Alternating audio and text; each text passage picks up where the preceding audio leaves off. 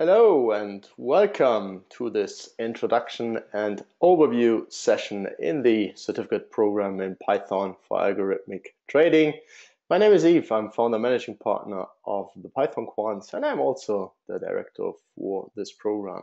I'm actually pretty decided for today's start in the next round of the certificate program, in particular since we will add quite a few new things to the program. More on that later on. I have prepared a slide deck and I will jump right into the slide deck. I recommend that at this point you simply follow along. I will start with an overview of the agenda for today. You see it here. We have 7 major points and a couple of sub-points. First, a quick introduction for those of you who are not yet fully aware of what we are doing at the Python Quants. Then I will give an overview of the program itself, of a new part that we call tools and skills. Then I will give a quick overview of the financial data science parts. We will also have a couple of special topics, which I mentioned before, in terms of being new stuff added, exciting stuff added to the program schedule.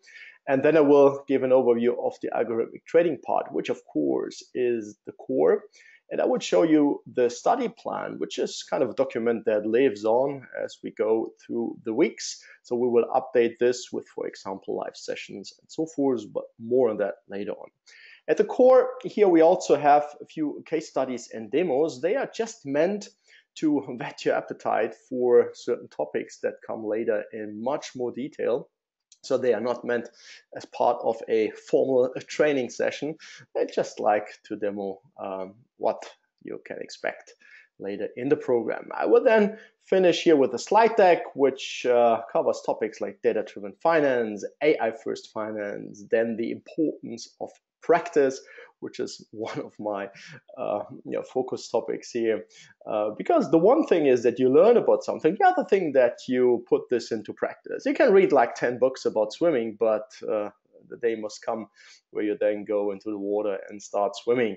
I will close with a few remarks with regard to the exponential forces, which are driving many developments and many phenomena that we see in our field. Let me get started with a quick introduction here.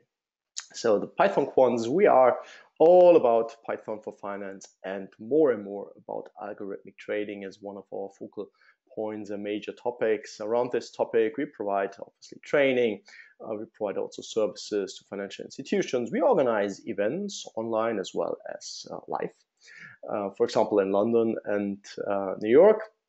I've written a few books that I will show you in a minute. We have open sourced the library, and we also run the Quant Platform, which I will showcase today. So this is just meant to point you to the webpage tpq.io, just in case you haven't read through it and are interested in a little bit more of background information. At the core of the training is the Quant Platform, to which you have already access. Under pqp.io, you find the overview.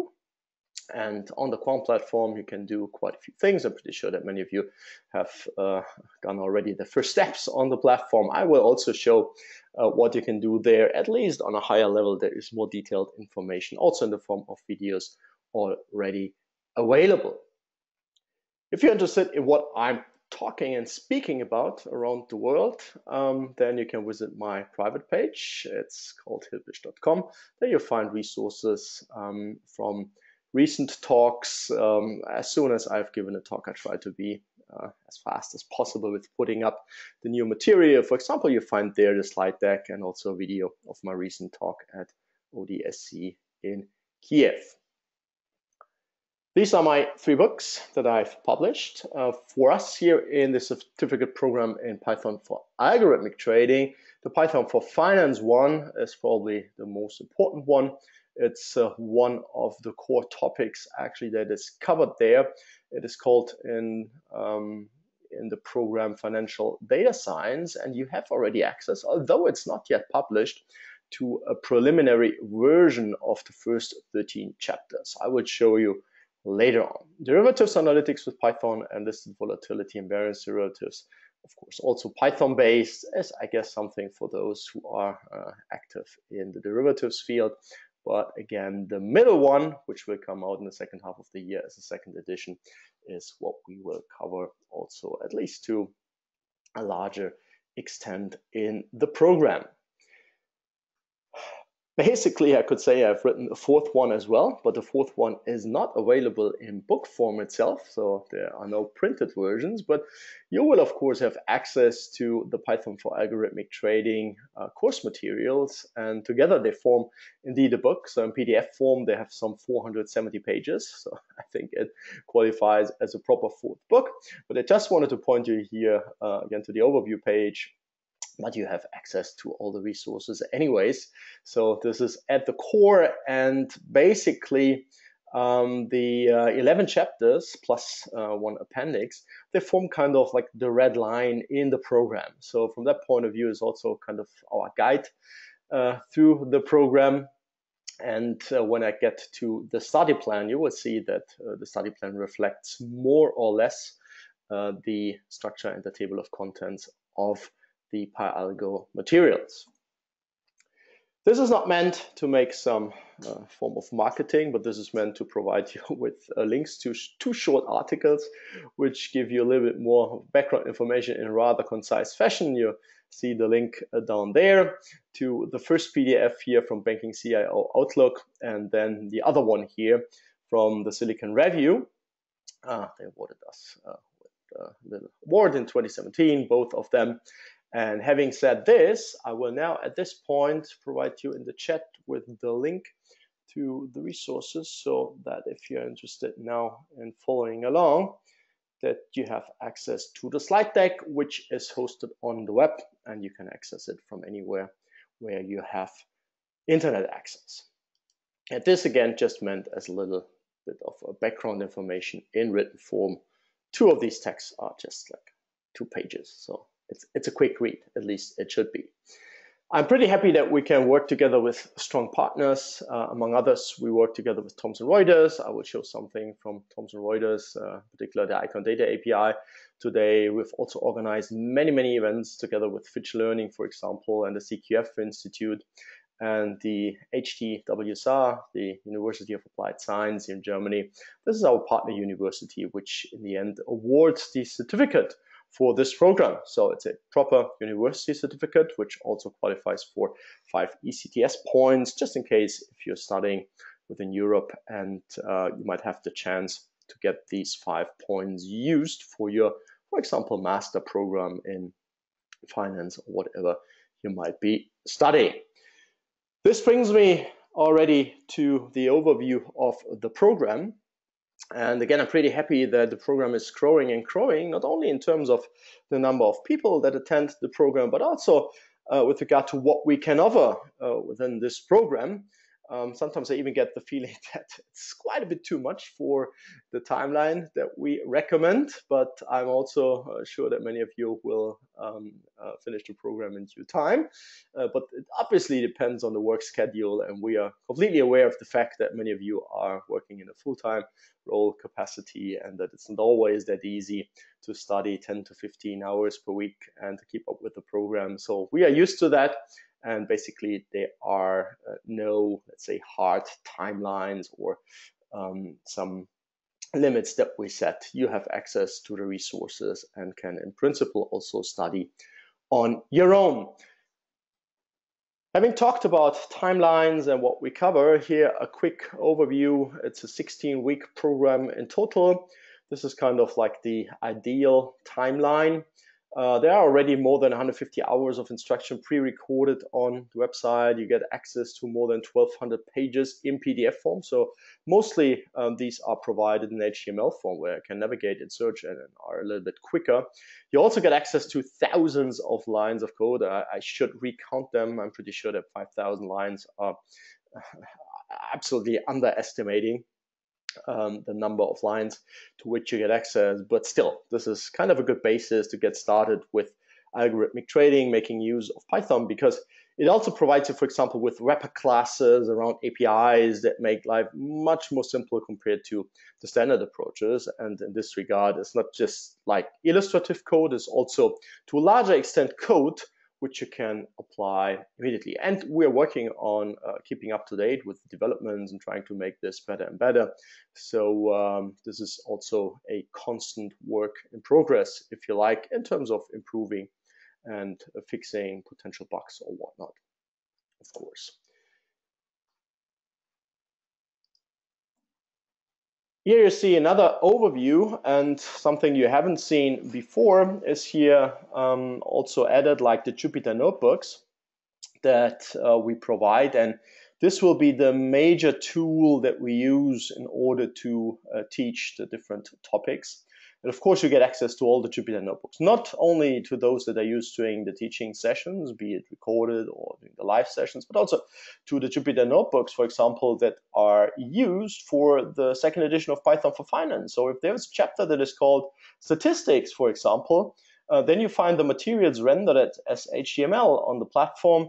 But not only that, you get also access directly to the Jupyter notebook use. So there is no need to actually do a copy and paste or to copy it manually from A to B.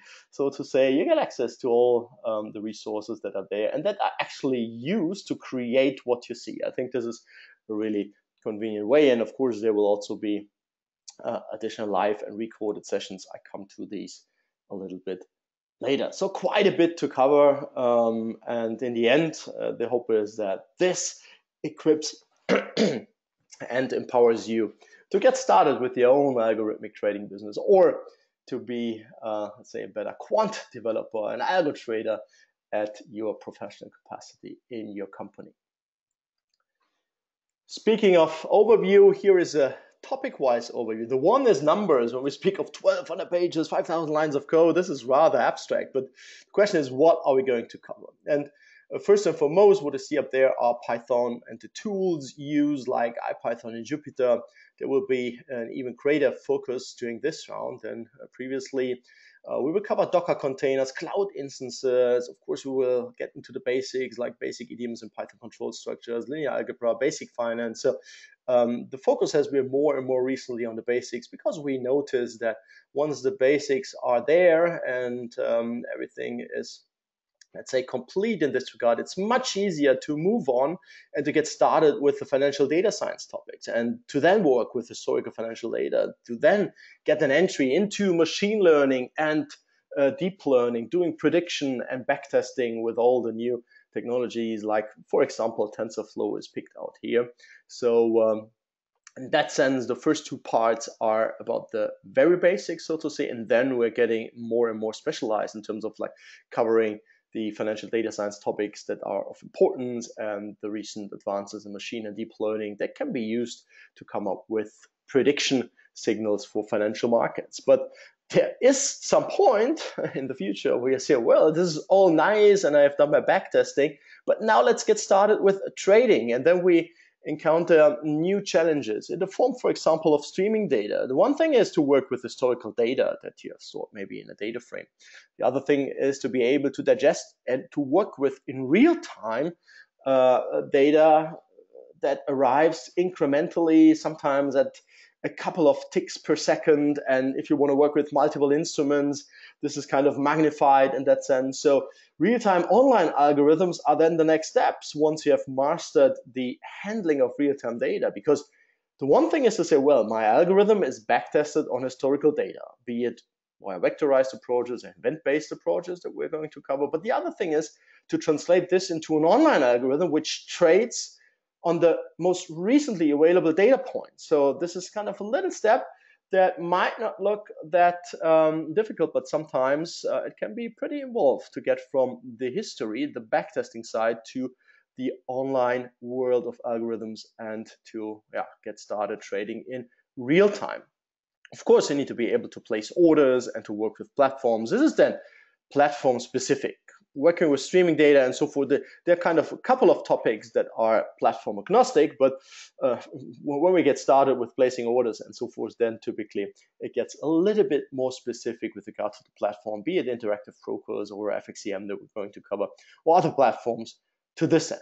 And in the final part, and this might look a little bit like, yeah, my goodness, it's not that much, but I consider this one of the most important parts. And this should really give you the chance and the opportunity to test what you have learned and to see how it works out in practice. Because again, the one thing is that you read about something, but then you need to get to the pool and need to get started swimming on your own. This is what this is all about. Do it yourself, come up with your own strategies, backtest it, write your own trading code, try to get this up and running for a full week. And from experience, I can tell you that people, when they take this part seriously, they spend more hours actually than in the study weeks. Because in the end, you notice, oh, I didn't fully understand what is going on there. I don't remember what was done there. So here, the API doesn't give me what I want. The resampling that I've implemented, oh, it's not what I expect, and so forth. So this is then the point where I say, well, now let's give it a try. And again, from experience, I can tell that many people invest more time and need more time to come up with something on their own there. But also, the same people report that this is the most satisfying part, that if you get it up and running on your own, then you are much more happy than to have, let's say, watch 3 videos for a week. You have a good feeling maybe, but happiness and enjoyment, I think, come when you get it done on your own. Tools and skills. This is a new part that we haven't had before. And one of my favorite tools, quotes here about tools, is from Yamamoto Musashi. He's actually a couple of hundreds of years old already. And I've been using this quote since a while, but now we have kind of a complete part in the program. And it says, in building a house, there's a problem of the selection of wood. It is essential that the carpenters aim to carry equipment that will cut well, and when he has time to sharpen that equipment. So for us, this means that you will become proficient with the tools that are required to do Python development, the tools that are required to deploy, for example, algorithms in the cloud, and so forth, and so forth. So the basis for everything that we're going to do are the tools, are the Python environments, are the infrastructure. And once again, we will focus a little bit more even during this round on this particular part. So that in the end, and also from experience, people tell and write me that, well, in the beginning, for me as a Windows user, I was pretty amazed that after 12, 16 weeks, setting up a Ubuntu server in the cloud now seems like second nature. I could never have imagined it. And when I hear something, this is then when I start smiling and when I'm happy. And to work on the command line, to work with streaming stuff, to do real-time visualization, all these kind of tools that we try to provide you with. If this works out in the end, I think this makes for like a powerful combination in the end, which empowers you to build your own algo trading business, or once again, to get better at what you do on a daily basis at work. With regard to the infrastructure, we basically cover, let's say, 4 different areas, not necessarily in the sequence shown here, but basically we could start, for example, at the bottom here with DigitalOcean that we use and recommend for a starting point in the form of cloud instances. They call it droplets, so we will speak quite a lot of droplets, which are virtual servers. And one of the reasons why we use it is because it's that cheap. And the other reason is because it's so simple. So I think there are 2 good reasons to get started. And if you have requirements for more power, then the starting droplets provide you with no issue. They have pretty large instances that you can get started with. Then we have Docker. Docker can be used, for example, on such a droplet. Docker can be used on Mac, can be used on Linux, can be used on Windows. I just recently installed Docker even on a Raspberry Pi with a Raspbian operating system, and it allows you, for example, to stick with the Raspberry Pi example, for example, to run Ubuntu within a Docker container on a Raspberry Pi on such a small machine, or you simply use it on Windows and you run Ubuntu there as well. I mean, there are other options these days that we're going to cover as well, but this gives you quite a bit of flexibility in terms of what you do on your hardware, independent of what your primary operating system is. I will also show you quickly how to work with Docker, although this is not in the focus today. Then Python, of course. So the infrastructure, the hardware, of course, plus the operating system are the basis, but we are here to learn about Python, and to this end, we need the Python interpreter, we need packages, we need tools, we want to set up environments, and our tool of choice in this regard will be Conda from Anaconda Inc., US company, and the reason for this is that it's both an integrated tool to manage both packages as well as environments, and that it makes life in many instances pretty simple. So you already notice I'm after simple solutions that are nevertheless powerful. On top of that, when we say, well, we have Python and everything there, we need to be able to manage the infrastructure with regard to the tools that we put in place on the infrastructure, meaning Jupyter Notebooks, working on a terminal, having an editor, working with IPython and Vim as an editor. So this comes then on top. And it might look like pretty involved, but I think with a streamlined process and a little bit of background information and some cheat sheets I will provide you with, this shouldn't be that big a deal in the end. Others have mastered this as well, and pretty sure you will do so as well. With regard to the new pillar of the program, I have divided this into 12 different topics. The first is about Python installation environments on Mac and Linux, then on Windows, because this is a little bit different. On Mac and Linux, you hardly will notice any differences at the very start, but not once you have the basics installed. On Windows, it's a little bit different, but not too different in that sense. We will also cover Docker usage and the Jupyter Notebook that we will put on top of this, and how to get started with the cloud and to host a Jupyter Notebook in the cloud and not on your machine. This is already the first step towards a robust and reliable deployment scenario for your algorithms. I highly recommend to go that route and to avoid deploying any form of algo that trades real money from your local machine. To get started and to train and to exercise for sure, but not once you want to trade your real money and not the paper money that is provided in the test accounts.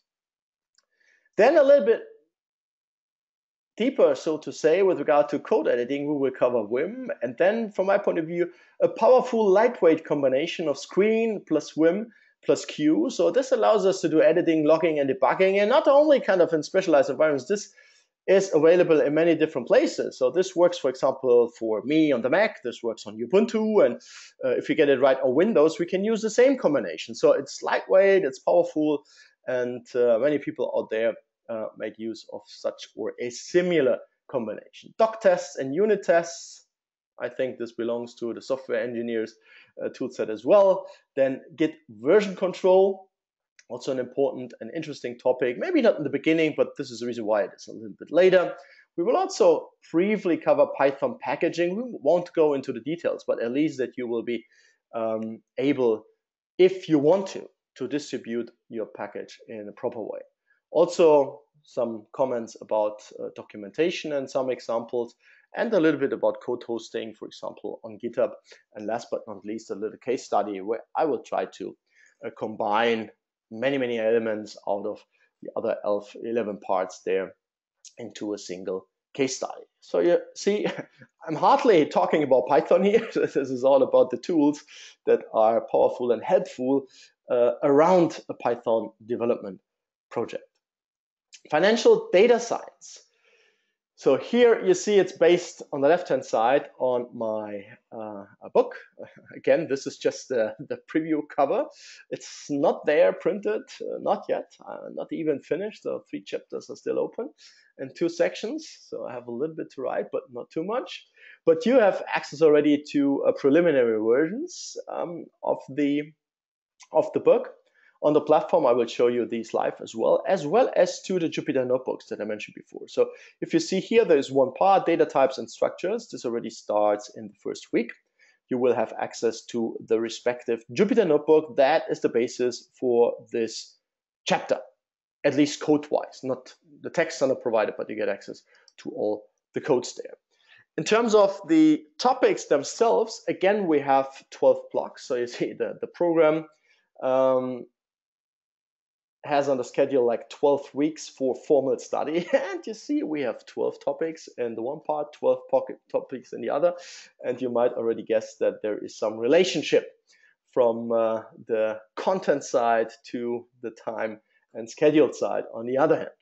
So we get started with Python data types and structures, then NumPy for numerical computing, data analysis with pandas, OOP, object-oriented programming, visualization, and financial time series. For example, these two will be in a single session, but others, like the first one, takes 2 sessions. So it's roughly 12 weeks, but not exactly, so to say. Then input-output operations. Interesting topic, how to read in data quickly, how to write data quickly to disk. Then performance Python. Of course, if we write something, if we have an algorithm, this should be executed as fast as possible. Sometimes for like interactive prototyping, speed is not of an issue. But once you get to the deployment phase, you might want to make sure that everything runs as fast as it has to. Not as you can get to, but as you think is appropriate. Then in the third column here, you see mathematical tools, stochastics, statistics. I think all stuff that is maybe not directly related to algo trading, but to come up with strategies to analyze data and so forth. You'll learn here a couple of interesting tools and approaches that might help you with your ultimate goal of getting up and running with automated algorithmic trading strategies. There's one special topic that's about dates and times because it's so important to work with date time information. And we have a couple of options in the Python ecosystem. And this part is about how they relate to each other, how to transform, for example, timestamps to datetime objects and vice versa, and so forth. But more on that when time has come in this regard. The basics will start early on, but here we will cover also a few of the special ones. Speaking of special ones, there are a few special topics that will be mostly covered in the form of live sessions. So there is no kind of class yet, but we have interesting stuff here as well. The first is that we are going to cover selected topics from the recently published book. I think it was the beginning of March of Marcos Lopez de Prado. He advances in financial machine learning. It's actually a book that I can only recommend. And I recommend anyways that if you haven't already, that you might look for a subscription to Safari books online, because this will give you, via a single subscription, it will give you access to hundreds of valuable books, among others. This book is already there. My book is there. The early release of my new book is there. All the Python books from O'Reilly are there. So one subscription gives you access, I think, to everything that you need to get started. Also, all the Wiley titles about systematic and machine trading are there from Ernest Chen, for example. So I can only recommend that you have a look at Safari books online, because, again, instead of carrying around kilograms of printed books, you can have it on your iPad and you can read it wherever you want to. So this is the one part. Then we will have another special part. We have had this in the pipeline for quite a while, but we never included it kind of directly, but now the time has come. And this relates to a new series of lectures about Python for database management. Python is kind of a good language to interact with a bunch of powerful databases. Among others, you see here the package configuration for MySQL Server. So MySQL is something that is still widely used these days, but for many others as well. We're going to cover, I don't know exactly, like 5 or 6 different databases in this round. So this will give you more tools when you get to the point where you say, well, now we need to, or I need to, we at our company need to store data, financial data on an industrial scale. There you might find additional options to what is covered in the other parts. Then the third special topic is the financial data masterclass, here based on TR Icon Data API. This is the only part in the whole program that, if you would like to follow along, would require a paid subscription. Everything else is built on top of free data and so forth. And this is just meant for people who have already Thomson Reuters or might think about getting a subscription to such a professional data source to show what you can do with professional data sources like the Thomson Reuters Icon Data API. So in the last round, for example, we had quite a few people with access, and there was even one student that prepared the final project based on TR Icon data source and so forth. So again, this is the only part where to follow along in detail, you would need a paid subscription. But all the other parts, everything else is for free. And this is just meant as a little add-on, either for those who are just interested or others who have already access to the Icon Data API. Now the core part, algorithmic trading. And this is a chart that I use pretty regularly, the pyramid with the topics. And this is how I like to structure algorithmic trading projects, or to this end, our teaching and our training materials. So it all starts with the infrastructure. You don't have to get started with kind of like, the most involved details of setting up Docker-based infrastructure in the cloud. For sure not. But from experience, it has paid off in the past to get started early on and to master the basics here, because it helps you with everything else that comes later on. So therefore, the infrastructure here as the basis. But if it's just your local PC or your notebook and you get Python up and running with Jupyter Notebook, then this is already fine for the starter. And for those who want to go a little bit faster and further, also fine. The next is financial data. Of course, without financial data, you can't do anything. So you can't backtest strategies, you can't do any analysis that is kind of meaningful. So we need financial data. We might have different sources, and I will show you a bunch of these also in a few minutes. Then the strategy code itself. This is, of course, at the core where we say, well, what type of strategy do we want to come up with? What type of algorithm and do we want to come up with and want to automate later on that hopefully makes money on its own? So where we then think of the machine that trades on its own from the morning until night, and we just have a look at the P&L in the evening. So this is what we will cover there. Strategy code might be, usually we use pretty simple stuff because we want to focus on the Python side. But then when we go into machine learning and the deep learning parts, then we get more sophisticated because the basics should by then be there. We will cover two basic approaches with regard to backtesting. It's the vectorized backtesting approach and the event-based backtesting. On the other hand, vectorized is simple, fast, concise code, but the event-based one is going step by step, and it's closer to the real world, closer to the financial markets, because financial markets data arrives incrementally as well. So this sounds and looks a little bit closer to reality than to say, well, I have a data set with 1,000 points, and now I handle this data set at once. This can be done efficiently and also correctly, I would say. But again, some things are simply not able to be cast in the vectorized mode. So we need to have more tools than just one in this area. Connecting code is related to socket programming, to real-time data, to real-time visualization, and all these topics. And once we have mastered this level, we can get to the next one where we then place orders in real time. So trading code means there is a signal, and now the algo has to decide what to do: buy, sell, going long, short, going neutral, stop loss, or whatever then is to be decided. This is part here. And from this level on, latest from this level on, it will be platform agnostic. So when we do backtesting, we say, well, at this point, we would place an order, blah, blah, because we haven't typically specified the platform.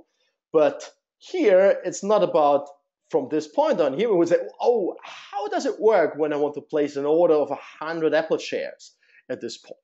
And then we need to get specific, and we need to come up with a trading code. And last but not least, this is also at the core of the complete program, is the automation. So how can we set things up so that the algo is trading automatically. That we, on the other hand, have also means to in real time monitor what is going on. And all these questions, they are answered here. And this part is closely related to the beginning, namely the infrastructure, because here we want to make sure that everything is running on the proper infrastructure in the cloud with high availability, with enough capacity and compute power and so forth. And we want to be, if not sure, but it should be a high probability that this thing will be running. And if not, then we would like to see it instantly or want to get notified or whatever. So these are the 7 layers of algo trading that we are going to cover. And now maybe last comment, now you might say, well, but I remember there have been 11 chapters in the book. Yeah, 11 chapters resulting from the coverage of multiple platforms. So basically the 7 layers here relate to roughly 1 layer per chapter, but we have multiple trading platforms that we cover and different approaches to come up with the strategy code. So therefore, it's not a direct one-to-one relationship in this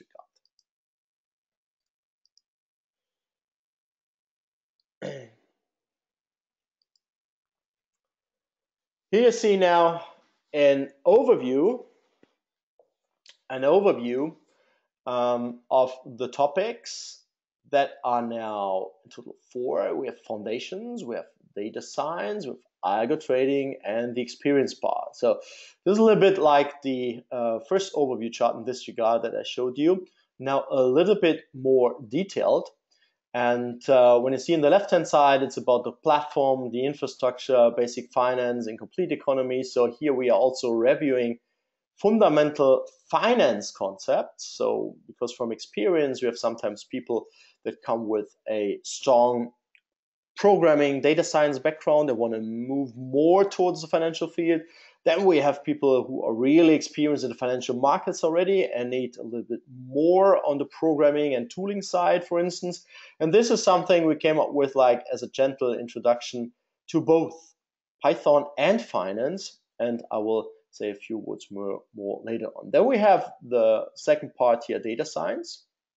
So this is now not really meant as a sequence. It's roughly a sequence, but as you will notice later on, many topics will also be covered in parallel.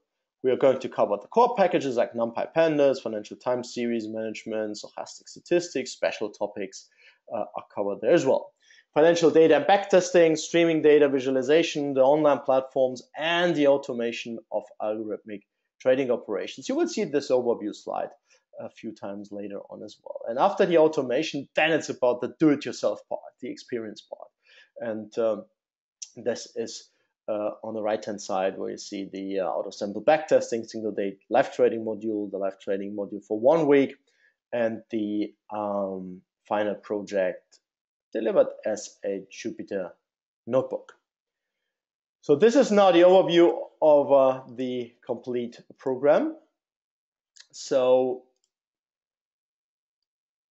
more or less summarizing on a little bit of a higher level what has been covered already before. And again, in many recorded classes, for example, you will see this chart being used. Now you might wonder, why are there kind of like red dots?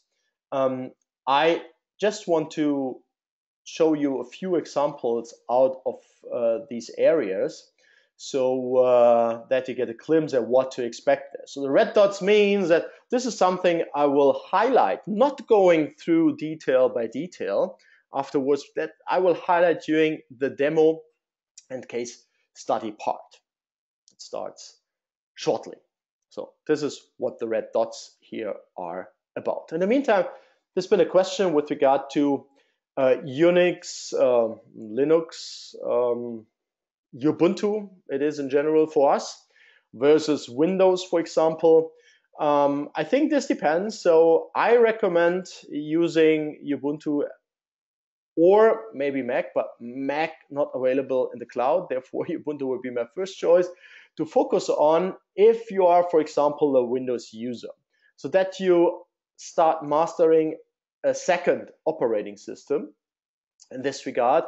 And on the other hand, I think it's the only proper choice that doesn't cost kind of like thousands in licensing fees like Windows Server, that you have to properly and securely and robustly and cheaply deploy your algos in the cloud. So in the sessions, I will sometimes differentiate between Windows as the primary operating system and Mac Linux as the primary one. Those interested in covering both, feel free to do. But if time doesn't allow, you should, of course, go with your primary system. If you say, well, I'm well versed with Windows, why not give Linux a better chance, or from now on a chance? Then you might want to focus on that one. From a development perspective, I think if you just go to a developer, for example, a Python conference, and look around, I'm pretty sure that these days you probably find like 80% MacBooks there. Not because they look so nice from the outside and are reliable and have battery lives of 10 hours, but it's in particular because development is made kind of simple and easy on the Mac. And this is, from my point of view, the major point there. The study plan, before we get to the demos, because it's good to first cover the study plan because I can then relate to what we're going to do. You find the study plan on the web with a link that has been provided already. And as I mentioned previously, this is updated on a weekly basis. This first sheet usually is not updated on a weekly basis. This is just kind of the little guide and a few remarks that might help you in reading through the study plan, which is the schedule. So I don't want to focus that much here on, but rather on the schedule itself. And for the first week, for example, which is highlighted here, you see that in a certificate program, it is recommended that you focus on finance with Python 1 and 2. Then also on data types and structures 1. In tools and skills, we're going to cover Python installation, Python environments, and IPython. And when I speak of we are going to cover, this means that this is something that is covered during the live sessions that you see in the live sessions column here. You also have reading materials. So the first 4 columns are usually, or almost always, materials that are there, pre-recorded, you have access to. You can go a little bit further, or you can review it a week later, for example. And the reading materials are also there, like Finance with Python. Here it's recommended to read chapter 1 to 3. Python for algo trading, just chapter 1 for the introduction, and Python for finance, chapters 1 and 2. 1 is just a text-based intro, so to say, to the whole topic, to the book. And 2 is about infrastructure, which would relate to the tools and skill parts. In the live sessions column, you see the 3 sessions planned for this week. Next week, there are 2 ones that are tentatively planned. And there are also optional resources if time allows or you're interested in. Sometimes there's a topic where I say, well, I would like to have a different perspective on the same thing. Then you might look here for optional resources, because even if we cover, for example, cloud or Docker, on the one hand side here, tools and skills, there might be an alternative presentation of the same topic available already.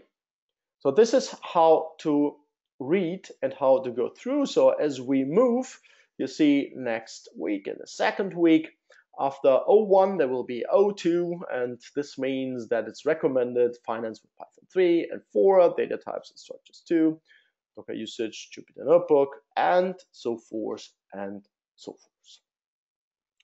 Again, have a look at the study plan regularly, because it will be updated regularly, usually on a weekly basis, or I can even say at least on a weekly basis.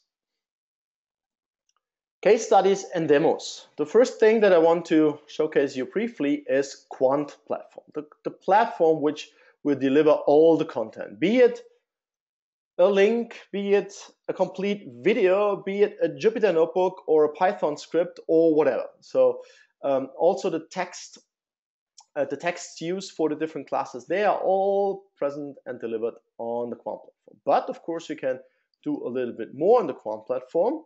I cannot cover every single detail in this session today, but I can show you a few things here. So on the left-hand side, you see the navigation pane for notebooks, you won't see every single file. Here, just notebooks are presented. So when I go, for example, here to PyAlgo, I see further structuring. And for example, in chapter 2, I don't see anything there, just another. But when I go, for example, to chapter 7, suddenly I see a Jupyter notebook here. So PyAlgo 07, and when I click on that, it opens the Jupyter notebook. There are for sure more than just the Jupyter notebooks. So if you want to get access to the other files, what you need to use is the file manager. Again, this says notebooks, and this is just about the notebooks. And you see here, there are kind of now the lines of code for the Jupyter notebook accompanying chapter 7 of PyAlgo. Speaking of the file manager, you see the tool here and the similar structure. When I go up and up here, similar structure. It's a little bit different, but nevertheless similar. And you see already on this level here on home in the file manager, you see that there are a couple of files that are presented that I can see here. But I can, of course, also go here to maybe not PyAlgo. I can go to, let's say, FinPy, which is finance with Python. And you also see a couple of notebooks there. Could open these, could work with these, could open a PDF, and so forth. Getting back to it, this allows you to do a bit more as well. So for example, if there is a example Python file, I could, for example, click on the right or do a right click. So on the Mac mouse, it's just on the right-hand side of the mouse. A right click, you then see that I get a bunch of options, like I can delete it, I can rename it, I can make a copy, I can work a little bit with Git, or I can download it, and a few more options. So this works over the complete thing. So when I go into such a file here, for example, I'll go to overview, do a right click, I can use this as a file manager as we used it. Not every single functionality in the world is available, but it allows you, for example, to download it easily, to create new folders, or to create a new notebook, or to even export all files. For example, being on such a file, when I click on this, you see that if this is a PDF, for example, this is from last year May, as you can see, this opens and shows you the file here. So from the file manager, as you have seen, I can open, for example, files. There's also a video. This is nothing that I want to open, but if I click, for example, on example.py, you see that now the editor opens, and this is a little Python script, pretty simple Python script, and you see now a few lines of Python code. So this is the text editor, which is of course used for editing of Python files, or if you like, you can edit HTML files or other files there as well. The next in the line of the tools here is the task manager. And you see here, we have one notebook running. This is the one I opened before, and no terminals are running. But there is this one notebook running, and I forgot about to shut it down. So here I got the chance now to shut down the previously opened notebook, and now you see no notebooks running anymore. If a terminal would be open, then we would see this here as well, and this is what I'm going to do next, new shell. And now I'm on the shell, here terminal 1. When I get back to task manager, see, oh, there is a terminal. Terminal 1 is running, and I could close this as well, because the terminal 1, when I close this, is still available here in the task manager. And when I click on this terminal, I can reopen the terminal there.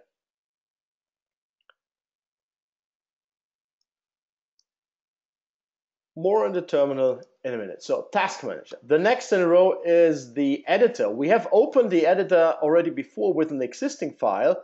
If I say new editor here, I get an empty file, untitled text. And now I could start Python coding, or I could make a to-do list simply with whatever. and I could then get started editing on Platform. Next tool, not really a tool, but for some it's kind of the central tool actually. It's the user forum. So when I click on user forum, you see that we have quite a few boards. Usually it's related to a single class, or for example to the certificate program. And you see here, since I'm answering most of the questions by email, you see that many are marked as new because I haven't simply had a look recently at them here on the platform.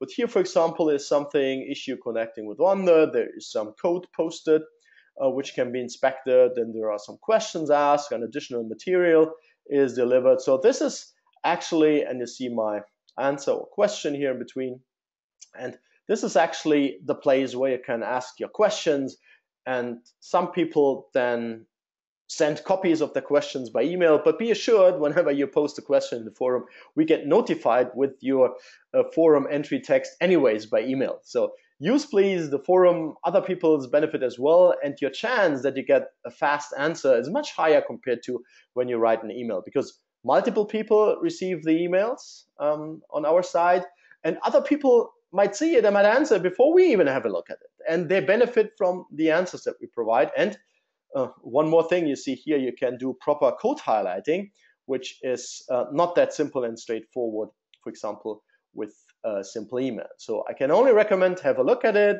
play around with it. If you have questions, then get started and post your questions. And I think here the Python for algo trading one might be the most active one. You see multiple pages here, 19, so 20 times, many stuff here. And you can search the forum. So if you have a question and think, well, this question sounds like a standard one, other people might have asked the question already, you can search the user forum as well to get maybe already the answer that you have been looking for. And I'm pretty sure that everybody of you has landed multiple times already on Stack Overflow, but I think ours here is a little bit more targeted and special in this regard. So these are the four major tools plus the user forum: file manager, task manager, editor, shell, user forum. And we have here the shell that you can make use of. So basically, you see we have a IPython shell that I can open, and I can now get started here with print hello certificate program, and this works. So I can do Python here on the shell, but you see I'm doing here Python 3 style printing with parentheses with brackets, but I'm in Python 2 here. Maybe I want to change this, so I can do IPython 3 as well. And now you see that we are here in Python 3.6, and the same line would work as well. So don't need to repeat it, but be sure you have Python 2 and 3 on the platform, and you can do regular stuff like, for example, import numpy s and p, and then something like np random 20. So 20 random numbers uniformly distributed between 0 and 1 we have just drawn. So this is a proper IPython shell. It's a proper Linux shell, and just to show you this Linux shell, for example, you can work with Vim on the platform as well. Vim is one of the tools that we are going to cover in tools and skills. It's a pretty powerful editor. Or for example, if you check, there is Git available as well, so you can do version control. Here just type Git, but you see it's available. You can, if you like, and maybe after the respective class and session, you know it, you can get started with version control here even on the platform. So this all works as usual in a standard Linux environment. Now I've exited it in the task manager. Well, still there, but when I close now the window, it should vanish in a little while. So file manager, and this is the tool part. Now let me quickly go back and forth between the between the study plan and the resources, just to give you an orientation. So this is the study plan. I've opened it here now in my presentation, but the study plan itself. And when we see here certificate program, Finance with Python 1 and 2, this in the first column relates to videos. This also to videos, and only when there is something written like reading material, this relates to the reading material. Let me get started with Finance with Python three chapters, 1, 2, 3. So this is the very first thing here. Finance with Python. When I open this, and when there is written Finance with Python chapter 1 to 3, it means Finance with Python. Here the intro chapter, not the preface, the two-state economy, and the three-state economy.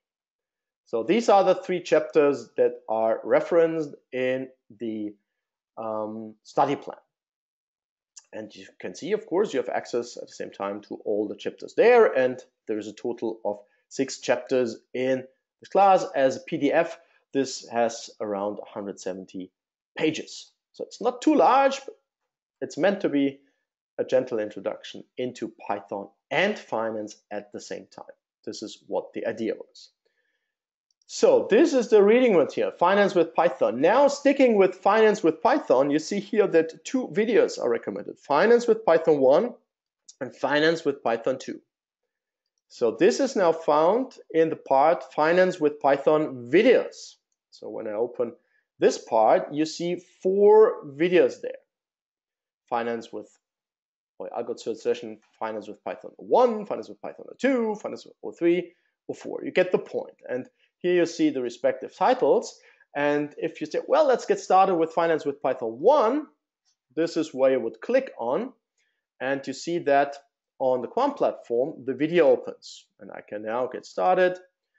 In my headphones, I now hear myself talking and speaking about this. So you see here, this is the complete video. This takes 2 hours and 10 minutes, this video. And this is the video that is referred to here in the first line, Finance with Python 1. Accordingly, you would then move on to Finance with Python 2. Now, Python for Financial Data Science. Similar structure. Here you see Python for Finance, chapters 1, 2. So Python for Finance, chapters 1, why Python for Finance, and chapter 2, Python infrastructure. So this is an overview chapter about setting up the infrastructure. If you want to give it a read, maybe a quick read at first run, you see here some background information about how to set up the infrastructure. So these would be the first 2 chapters. Then in the study plan, you see data types and structures. Here, this is the relevant part, Python for Financial Data Science. So the class is called here Financial Data Science. And there you see data types and structures 01. So you can click here, you can click here, or what I recommend in general, because you will find additional resources, is that you click on data types and structures 01. And with additional resources, there are 2 things that you find now in addition. The video is the same as before. So I can click on the video. You see, this is some 2 hours. And I could get started with watching the video here on the platform. But you also see here the link, PyFDS. This directs you to the slides used during the training session. This opens now outside of the platform because it's hosted outside of the platform. Therefore, this opens a new tab. Then what you also see here is 3 attached files. Why Python, Python infrastructure, data structures. And now you can double click on such a Jupyter Notebook, and the Jupyter Notebook used during the training session, the video, is now opened on the platform, and you can make direct use of it. The question now is, where do I find this particular notebook? Because it opens here, but as you can see here, it's in Training, Financial Data Science, Session 1, Original Files, and so forth. So when I go here, trainings, on the left-hand side, trainings, financial data science, session 1, my copies, and suddenly you see why Python, Python infrastructure, and data structure. Once I open one of the files, one of these, all 3 of them, or 4 or 2, or how many there are, will be copied to your own account. So once again, when I've opened this, you will find under financial data science, which is in trainings, I have probably a few more folders here, but you will have a trainings folder here.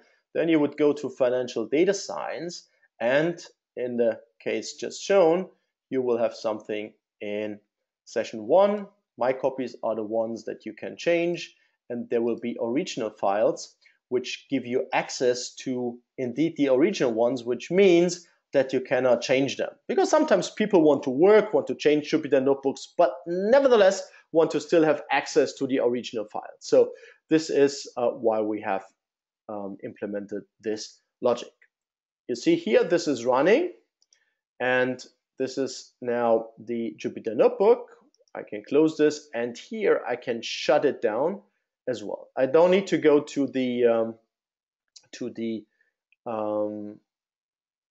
task manager to shut it down. So here it's now shut down, and I might want to close the financial data science part here as well. So close this, close the video, and maybe when I'm finished reading, I close this as well. I go third session here, and so I can get rid of stuff that I don't need anymore. Now you find quite a few things here under the under my trainings, and when I once again go back here, there was kind of a valid question, of course. I've now shown you where to find the materials, both reading materials as well as pre-recorded videos on the Quant platform. But what about the live sessions? So here you see 3 live sessions planned for the current week, and the one of today is the one we are now in the middle of, and this will be found later on as a recording on the Quant platform under certificate live sessions. So here you see certificate live sessions.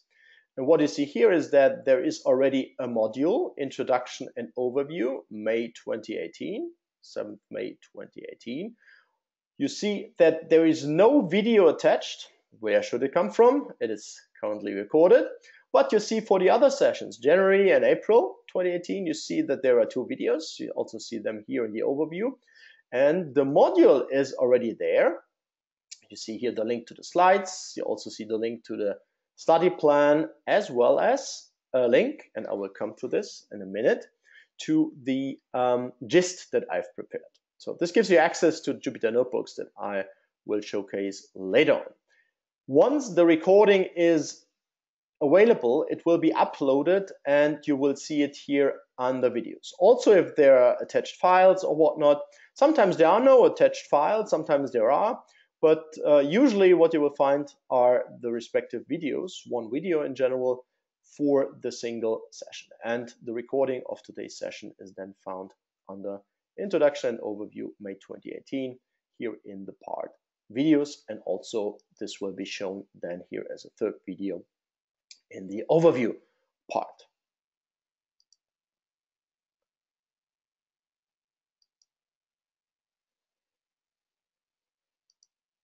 Of course, you have access to a few more here. Some of these are mentioned and referred to under the optional resources. One point worth noting might be webinars, talks, and special topics. You see this grows over time. I think this is the class. Actually, it's not a proper class, but it's managed in the same way as the other training classes. Or you see, for example, here the latest entry was FXCM webinar from April 2018. All the webinars and the talks, whenever possible, are recorded. And I put the talks, there are also workshops. Some workshops last for like 3 hours, for example, proper workshops. But most of the entries here are either webinars or talks. Here, data science meetup, for example, or from PyCon last year. This is in English, although it was in Germany, it's in English. very select few are in German, but then it's written already in the overview. So you see you have access also to many talks, and not just some talks. They are fully related to what we are doing in the certificate program. So this is, let's say, at least 80–90% related with regard to algorithmic trading, artificial intelligence, the platforms like FXCM that we're going to use, the machine that we built, and so forth. So this is actually kind of also a valuable resource, but in talk, webinar, and workshop form. That's the reason why I want to highlight this particular part, because you can see there is quite a bit of material available there. So this brings me back to the intro and overview. I can close here the slide. And after this quick run through, I must say, not even a walkthrough, it's a run through the Quant platform, I now want to just briefly show how to set up an environment. So this is one of the areas that I want to highlight.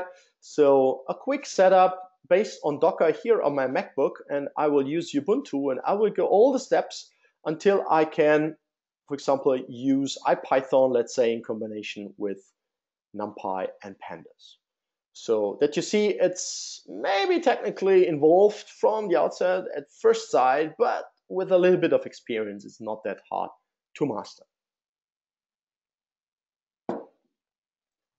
To this end, I've opened here a shell. I might increase a bit. My focus here is not on Docker. You see, I have a single line of Docker here. I'm running a Docker container based on Ubuntu latest in interactive mode. I call the host algocert, and I commission here a port that I might want to use.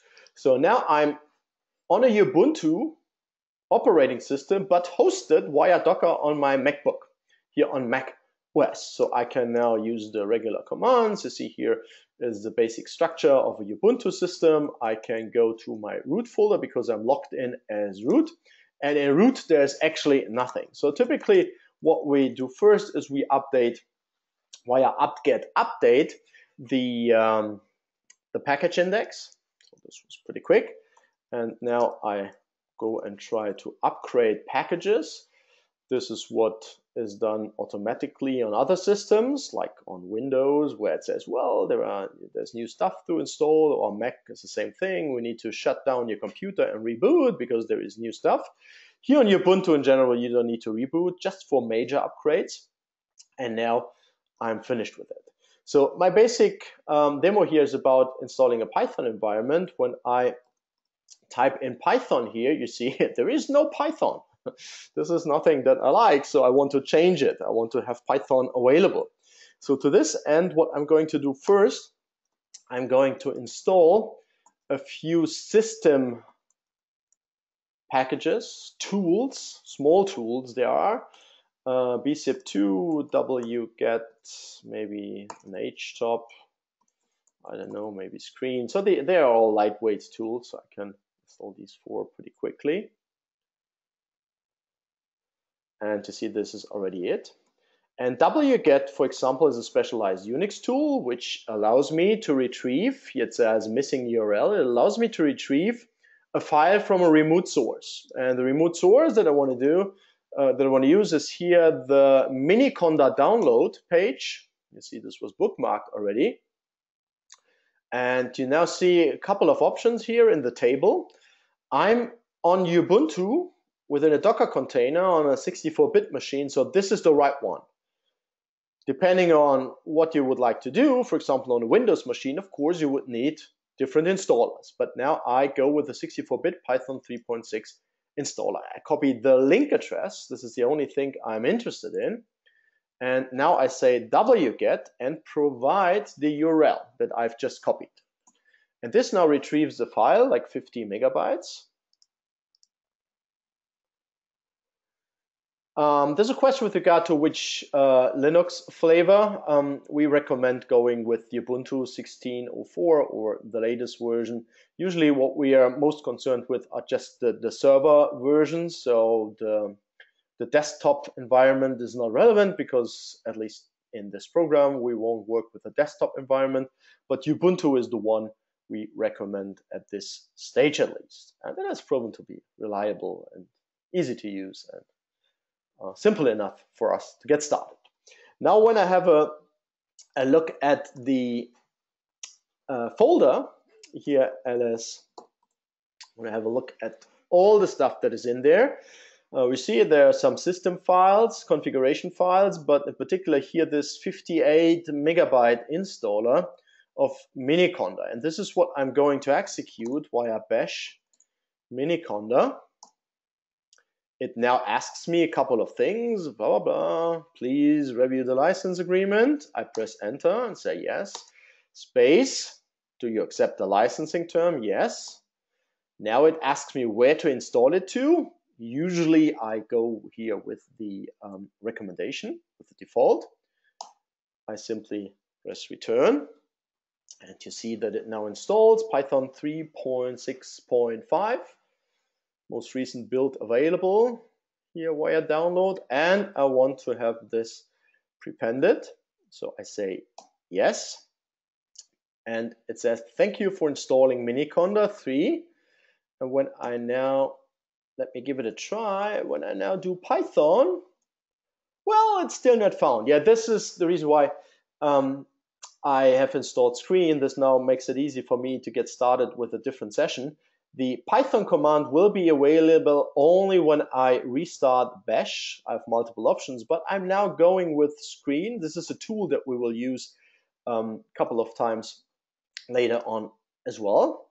So now, after I have started my Screen session and I type Python, and like magic, Python now is available. Actually, it's available from this point on. Later on, I wouldn't need to start Screen or something else, but this is now my Python version 3.6.5, which is installed. So, hello certificate program. And we're done. And I can exit it because typically I wouldn't work here with that. And you see here, if you're interested, the build is from 29th of March 2018, not too old.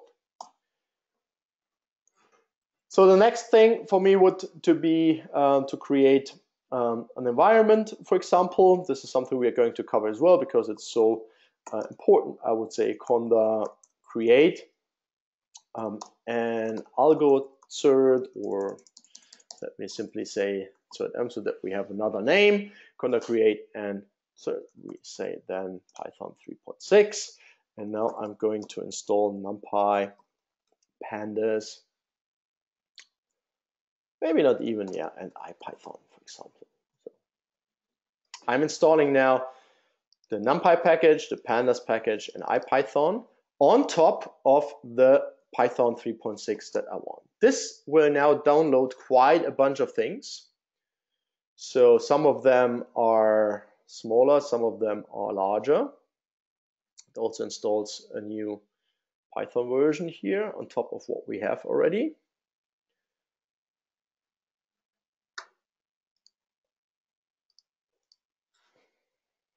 MKL is the largest thing. This is some 100 megs large, but if you're working on an Intel-based machine, it will speed up all the calculations that we will encounter tremendously. So it's recommended to go with the MKL version, although it requires a little bit more space.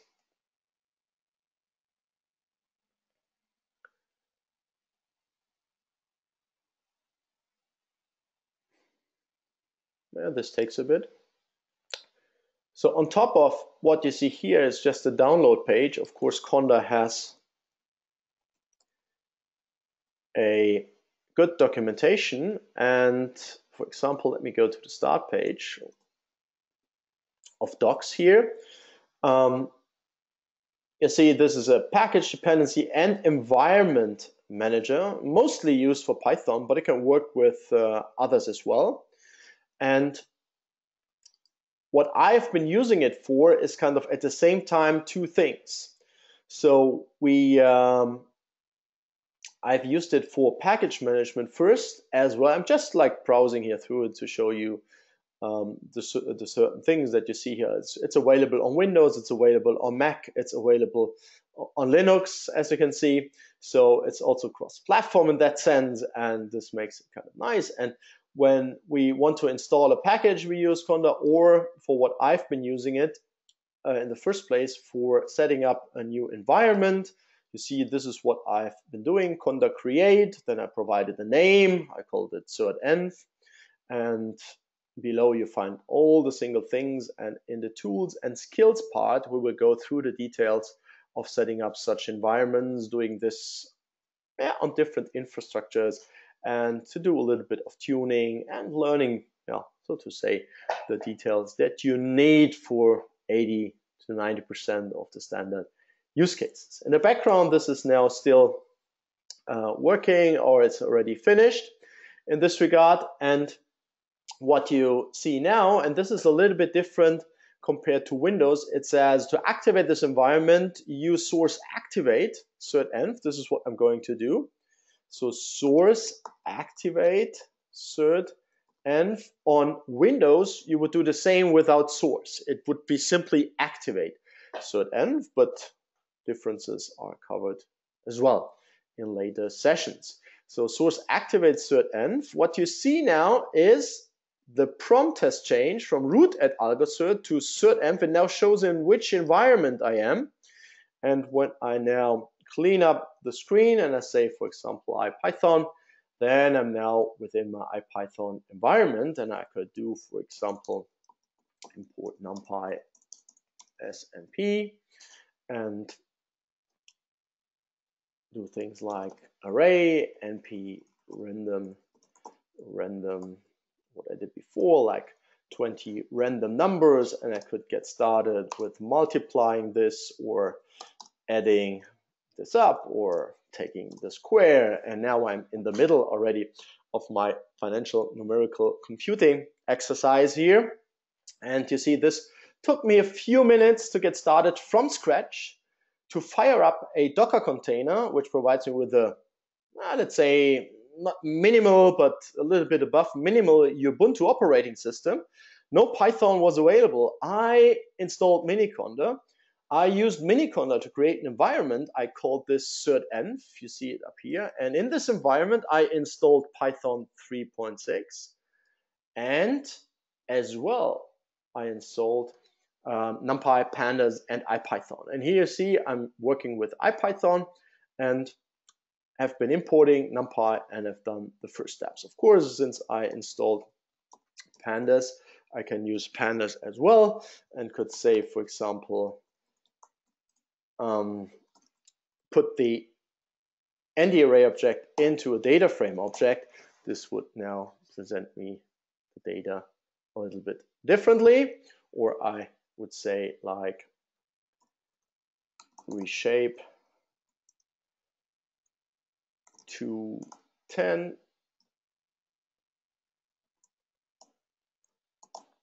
Oops,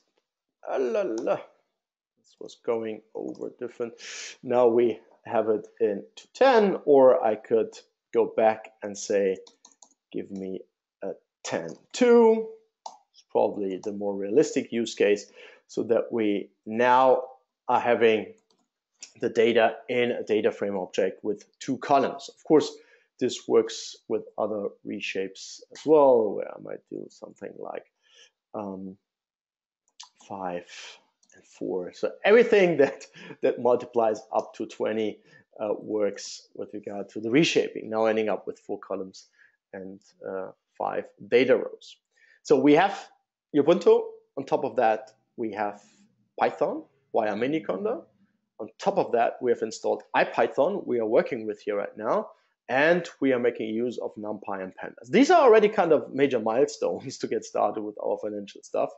And just because I'm in the middle of this, I want to show you one last example here. I have a data set which is used quite regularly in the course, and this is called here. I got it.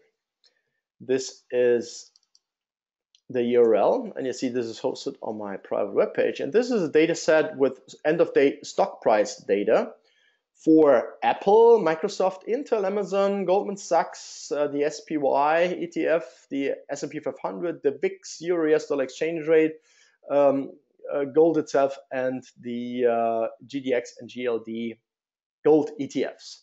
You see, this is a data set that starts at 2010 and it goes until 31st October 2017.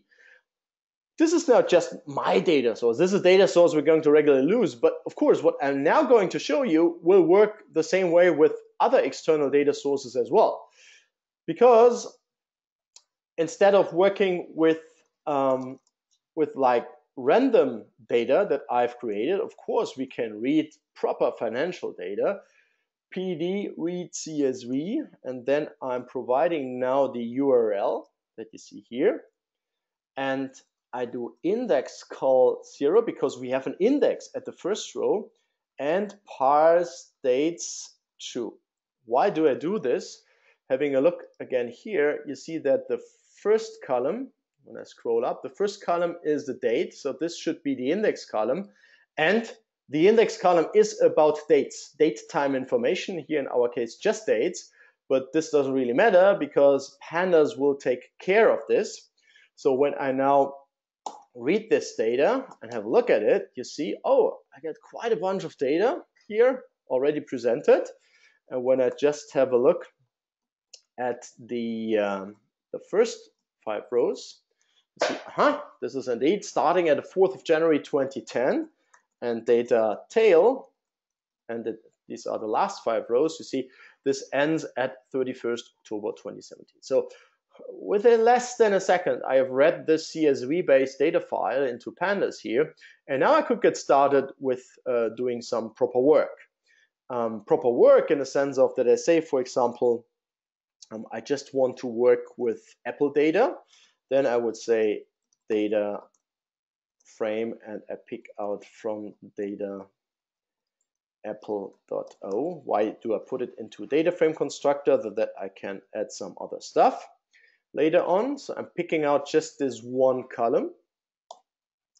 Now Apple info is just this one column. Apple 1972 data rows. It starts 2010, goes until October 2017. And I could now do stuff like data SMA, simple moving average. Oh, not data, I'm sorry. Of course, I want to work with Apple as the field. Oh, this is the symbol, this is the rig. And I do some rolling, for example, 100 days, and I calculate the mean over the rolling minute. This will be a simple moving average over 100 days. And now having a look at the tail end, you see, I have a second column, and the second column presents me with the simple moving average. So this would have already be the first step towards some algo trading idea, maybe based on SMA. We have read historical end of day data. I have picked out just a single column, and I have added a simple moving average. We might want to work with another one and so forth, but I just want to show you here with the fixed data source how to import the data and how to add certain statistics. This might also be important because in previous times we have used data sources like Yahoo and Google Finance. They have changed their API policy, so we are not able to really use these anymore.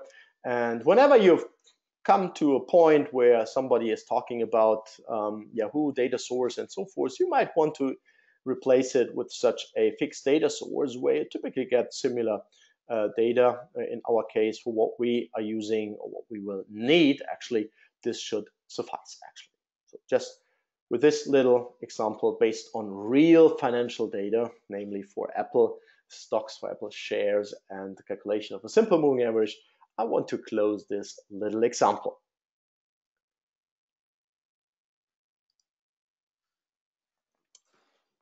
The next little case study, where I cannot go through the details, but which addresses kind of an interesting point, is about Icon, professional data source, Plotly, and random walks. So let me open, after I have closed these here, let me open the respective Jupyter notebook. And this is now a Jupyter notebook, which was developed for Thomson Reuters directly, which is used as a tutorial. And it is about the random walk hypothesis.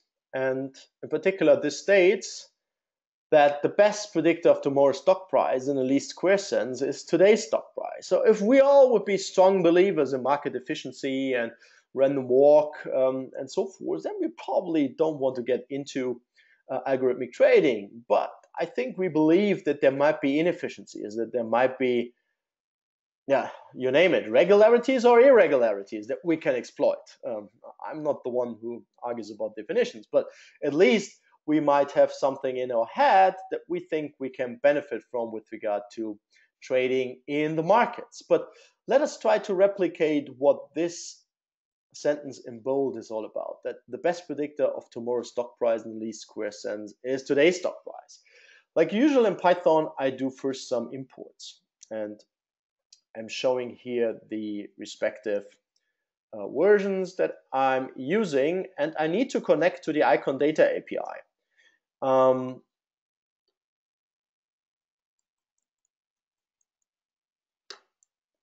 I hope that it works. Maybe I need to reopen this. Let me quickly restart the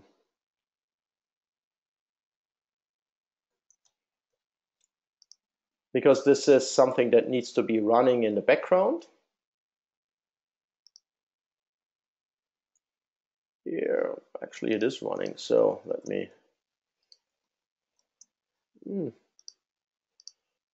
open it and you shut down. So, and now going to reopen. It has been running since quite a while on my machine, and this is actually what you need. It's still in beta, still not rolled out to the general public. And now I might want to, now it works properly. Was simply open too long. And you see here that I'm reading data for General Electric, Apple, SP 500, the VIX, US dollar exchange rate, the gold price, and the 10-year bond price. So this is what I get, and I'm just working with end-of-day data. Nothing sophisticated. It's end-of-day data. When we have a look, this looks similar to the data source, to the fixed data file that I've shown before. Actually, the data set from before is from the Thomson Reuters Icon Data API. And in order to not run into any issues with regard to not the number values, so the data set is incomplete in some instances, I do a drop an A, and afterwards I end up with a smallish data set, 329 one. Now we are coming to topics that will be covered in detail. How do we calculate log returns in vectorized fashion and so forth? So these are all topics I'm now running through just to give you a glimpse on what to expect, but that are covered in detail. So here we are calculating the log returns. Based on the log returns, we can calculate the or on the price data, we can calculate the correlations depending on what we are interested in. And of course, we can plot the data here with Plotly, also one of the topics that we're going to cover, because Plotly compared to Matplotlib allows us to create nice interactive charts with Hoover effects and so forth without that much of an overhead.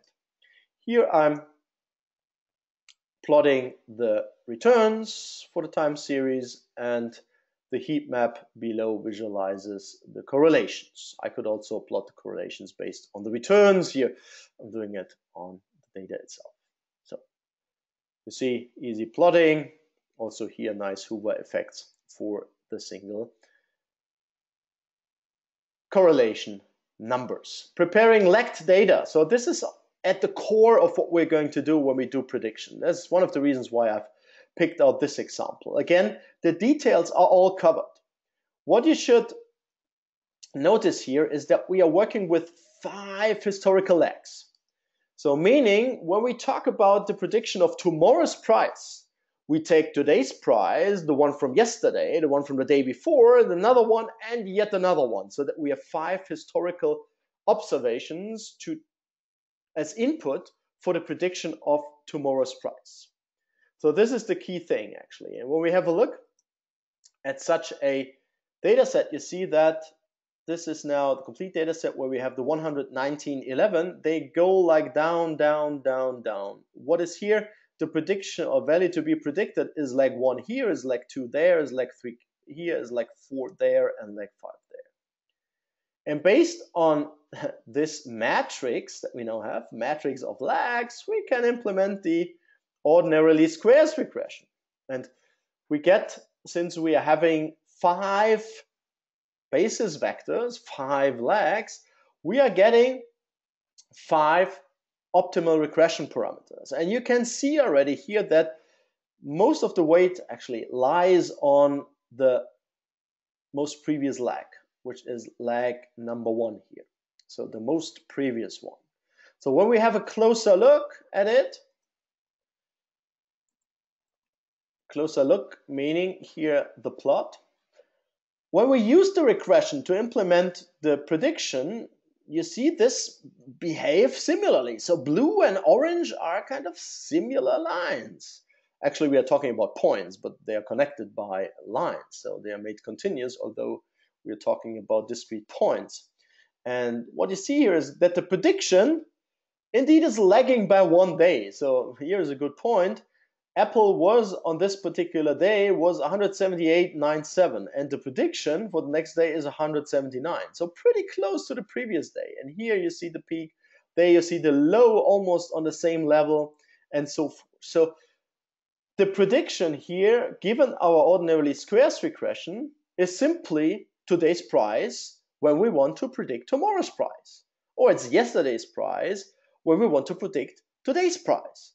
So in that sense, we see already some support for the random walk hypothesis. In that sense, the numbers are kind of pretty close, but not exact, and they are much closer to the lag 1 numbers than the ones we want to predict. But let us analyze the results a little bit. And analysis means, once again, we want to visualize it. Here you see the averages, and when we have a look at the average values, you see again we get almost all the weight on the most recent lag and almost no weight on the other lags. So just yesterday's price seems to be relevant, and this holds true no matter where we look at. And we have cross-asset databases here. So in visualized terms, we see exactly here that orange is dominating, and orange is for lag 1. And all the others are, the weights for the others are kind of around 0. And you see indeed that obviously the best predictor for tomorrow's price seems to be today's price. And the best predictor for today's price seems to be yesterday's price. A little bit surprising, maybe, but if you're a believer in a random walk and efficient market hypothesis, then probably it's not that much of a surprise. The mean values speak also kind of kind of a language of their own. We have the average value here almost exactly to 1, and the other values around 0. So the results seem to be unambiguous. Indeed. Now you might say, wow, well, this is end of day data. This is old stuff, and all the opportunities are arbitraged away. But intraday, the story is different. I now speed up things a little bit because the analysis is the same, apart from the fact that we take just 4 hours of the 8th of January, this was randomly picked, and we take minute bar data instead of end of day data. But let us have a look what the intraday numbers speak to us. So we do basically the same analysis as before. And when we plot the results, you see, oh, there is indeed quite a bit of a difference, in particular to, let's say, non-share quantities like the German Bund that we see here. This is the one that deviates most strongly, my point of view, to the standard. But for like the stocks like GE, Apple, or the S&P 500 index, the language that this picture speaks is more or less the same. The best predictor stays throughout today's price if you want to predict tomorrow's price, although intraday, and this should be analyzed in a little bit more detail, we see that there might be more in previous values, so that with more sophisticated analysis methods, we might be able to figure something out. On average, of course, when we average out things, they get more stylized. And you see here the stylized fact that we started with is again really pronounced here in the final chart. So what have we learned here? We have learned quite a few things with regard to what to expect from the program. First of all, it's of course nice to work with a professional data source, but I must again reemphasize that what I'm showing here in terms of the data is only possible if you have a paid subscription. On the other hand, Python and Jupyter Notebook and our whole toolset provides us with fantastic means to analyze data in a way I've been doing it. It's just a few lines of code, interactive fashion, go cell by cell, and the results appear in nicely rendered fashion, also interactive here with Hoover effects and so forth. And beyond the data source, everything else that I'm showing here is, of course, open source, and you can use it, for example, with any other data source, like Quandl, for example, as well, or the fixed data files that we provide during the program. The other point, this is more from an algorithmic trading perspective, is that we find indeed some support for the random walk and the efficient market hypothesis in the data that we've been analyzing. And the hope remains that when we are able to deploy here more sophisticated algorithms like machine learning based classifiers or deep neural networks, to name a few, we might be able to figure something out that with standard statistical methods like ordinarily squares regression obviously doesn't seem to have any value in terms of analysis and predictive power. If it's always the case that today's price is the best predictor for tomorrow, well, where's the point in doing any trade? So we would never trade because we would know what the price is and we would expect it to stay the same. But I think you will learn that there is a little bit more in the more sophisticated algorithms. That's this thing. All right, this now brings me to the fourth case study here, streaming data and visualization. This is something which is based not on Jupyter Notebook. This is based on Python scripts, actually. So I'm going to change here to the command line. And I'm first going to do some splits, which makes life a little bit easier. So here another split, that I have a few windows available. So here I have a few Python scripts in there. They're called tick server, tickline, and tick plot. So tick server is this one here. It's actually a pretty short one, 19 lines only. So this simulates real-time data as it flows, tick data as it flows in the markets. Of course, this is sample data. This is random. This has nothing to do with some proper stuff that is going on out there. This is simply for illustration.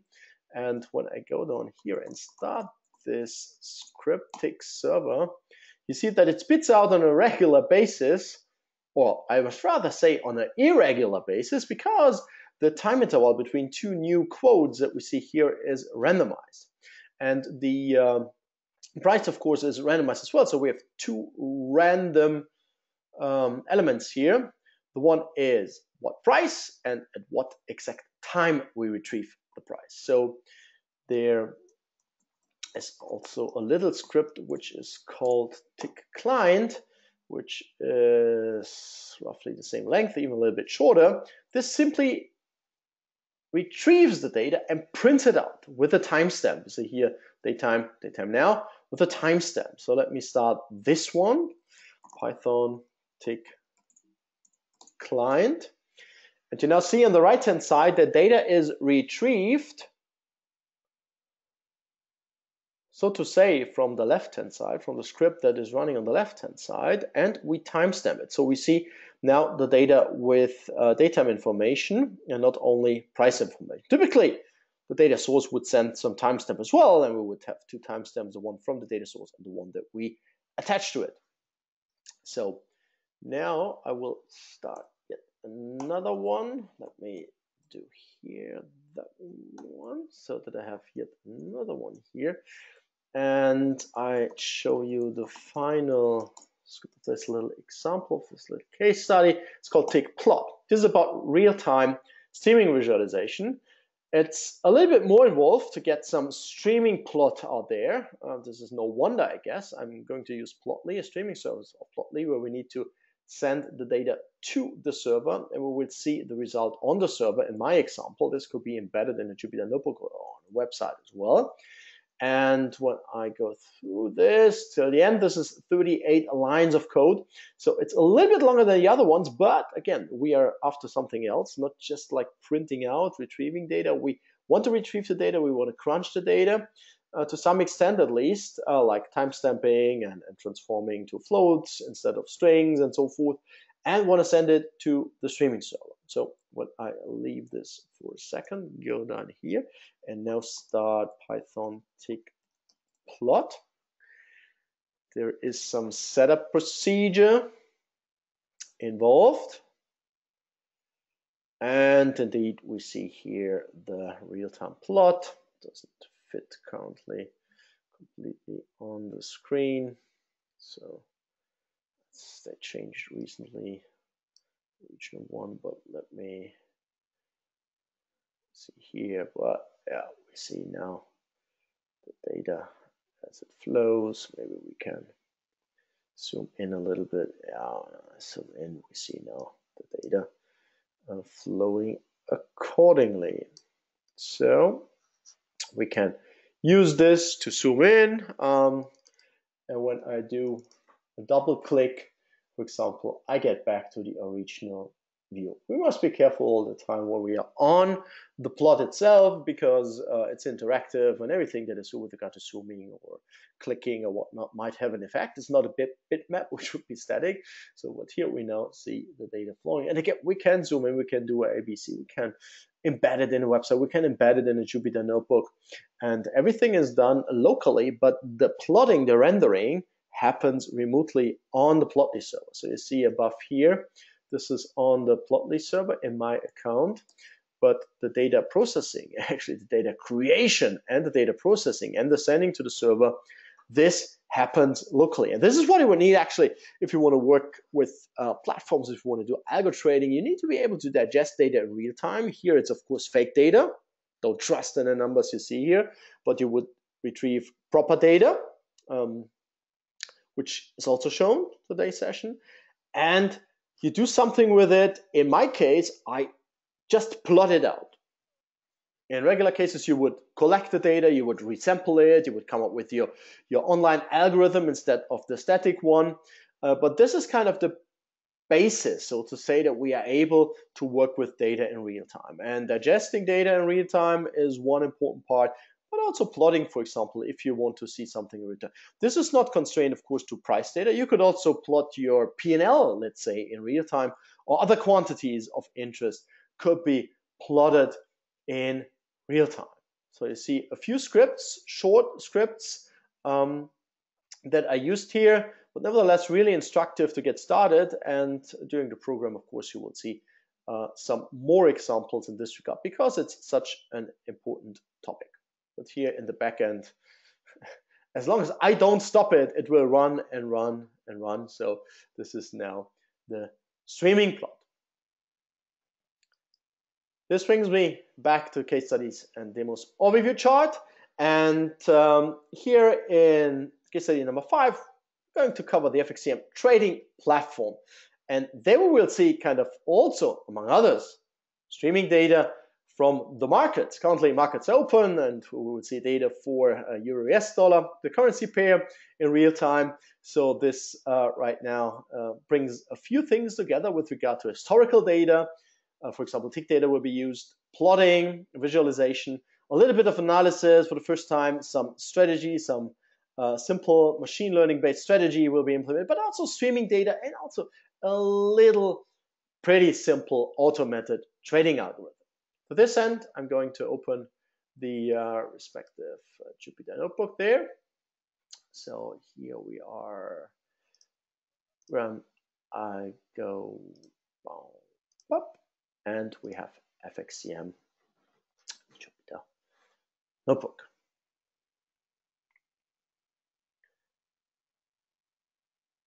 This is actually a collection of certain demos and webinars that I have given, which provides you kind of a cross-section of information, so to say, with regard to what can be done with the FXCM trading platform. Let me close this one.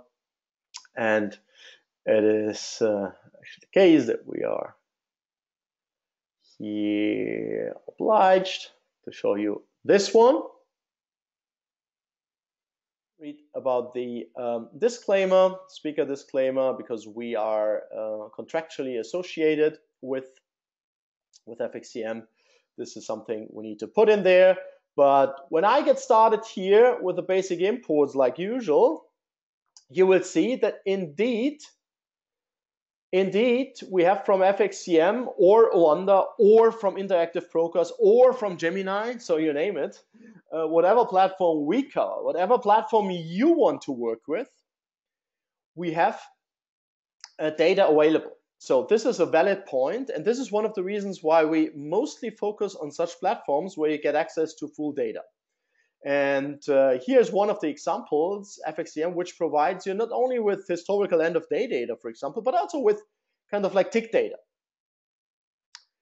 Tick data, useful in many instances, maybe for some not, but if you say, well, I have now this particular analysis topic, I want to analyze tick data, you get the tick data. And this is exactly what I'm going to show here.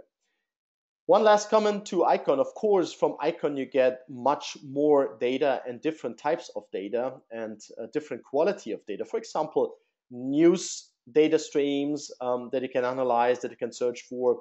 Also fundamental data, company data, and so forth that are not available from the other sources. But if you're just interested in price data, this might be the right way to put it, then you might be able to focus exclusively on the platform that you're working with. And in this regard, price data, I'm now going to show you, and I will speed up a little bit due to our time constraint here, what we are having here. After the few imports, I'm importing FXCMPy that I'm going to showcase here. You see the version that I'm using.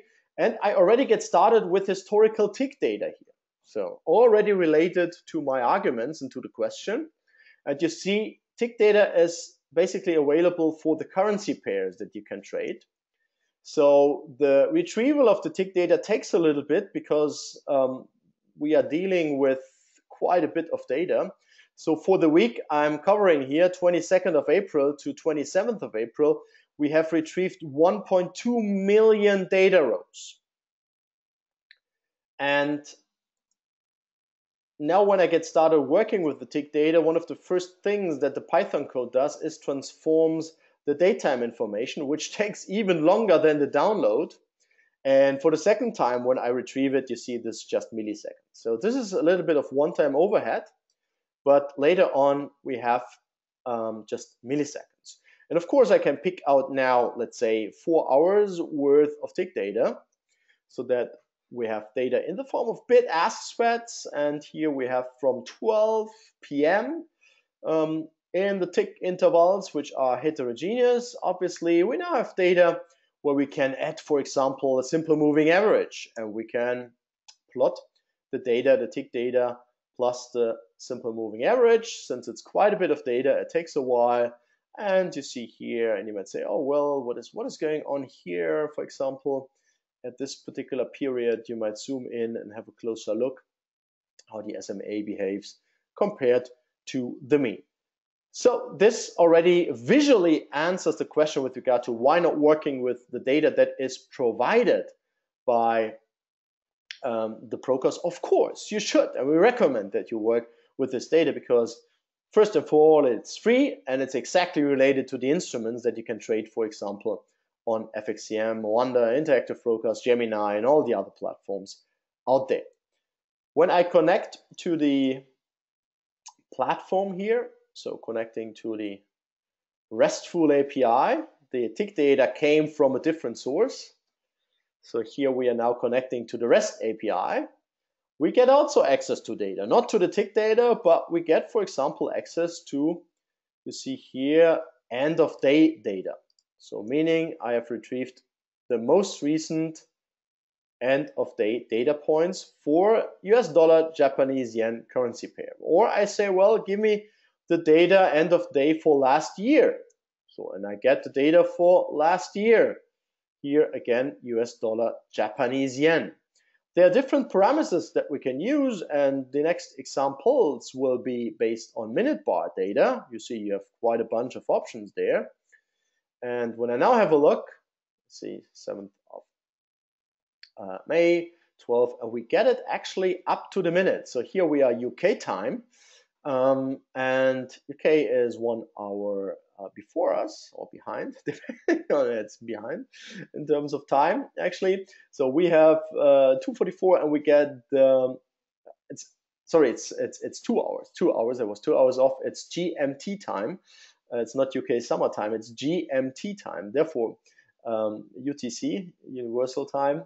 Therefore, we have 2 hours difference to what you see here on my computer as the current time.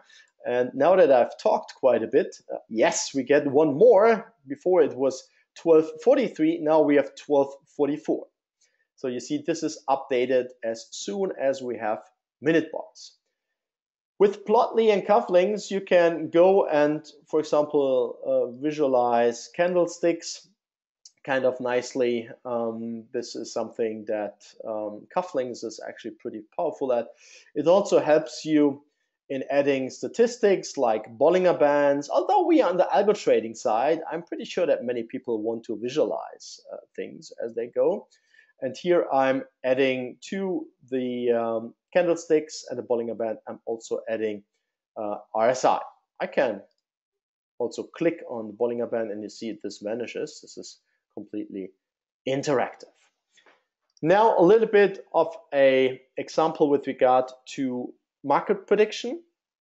I'm working here with a data set, again retrieved from the API. So we have 1100 data points. When I plot the data, you see here kind of the mid price.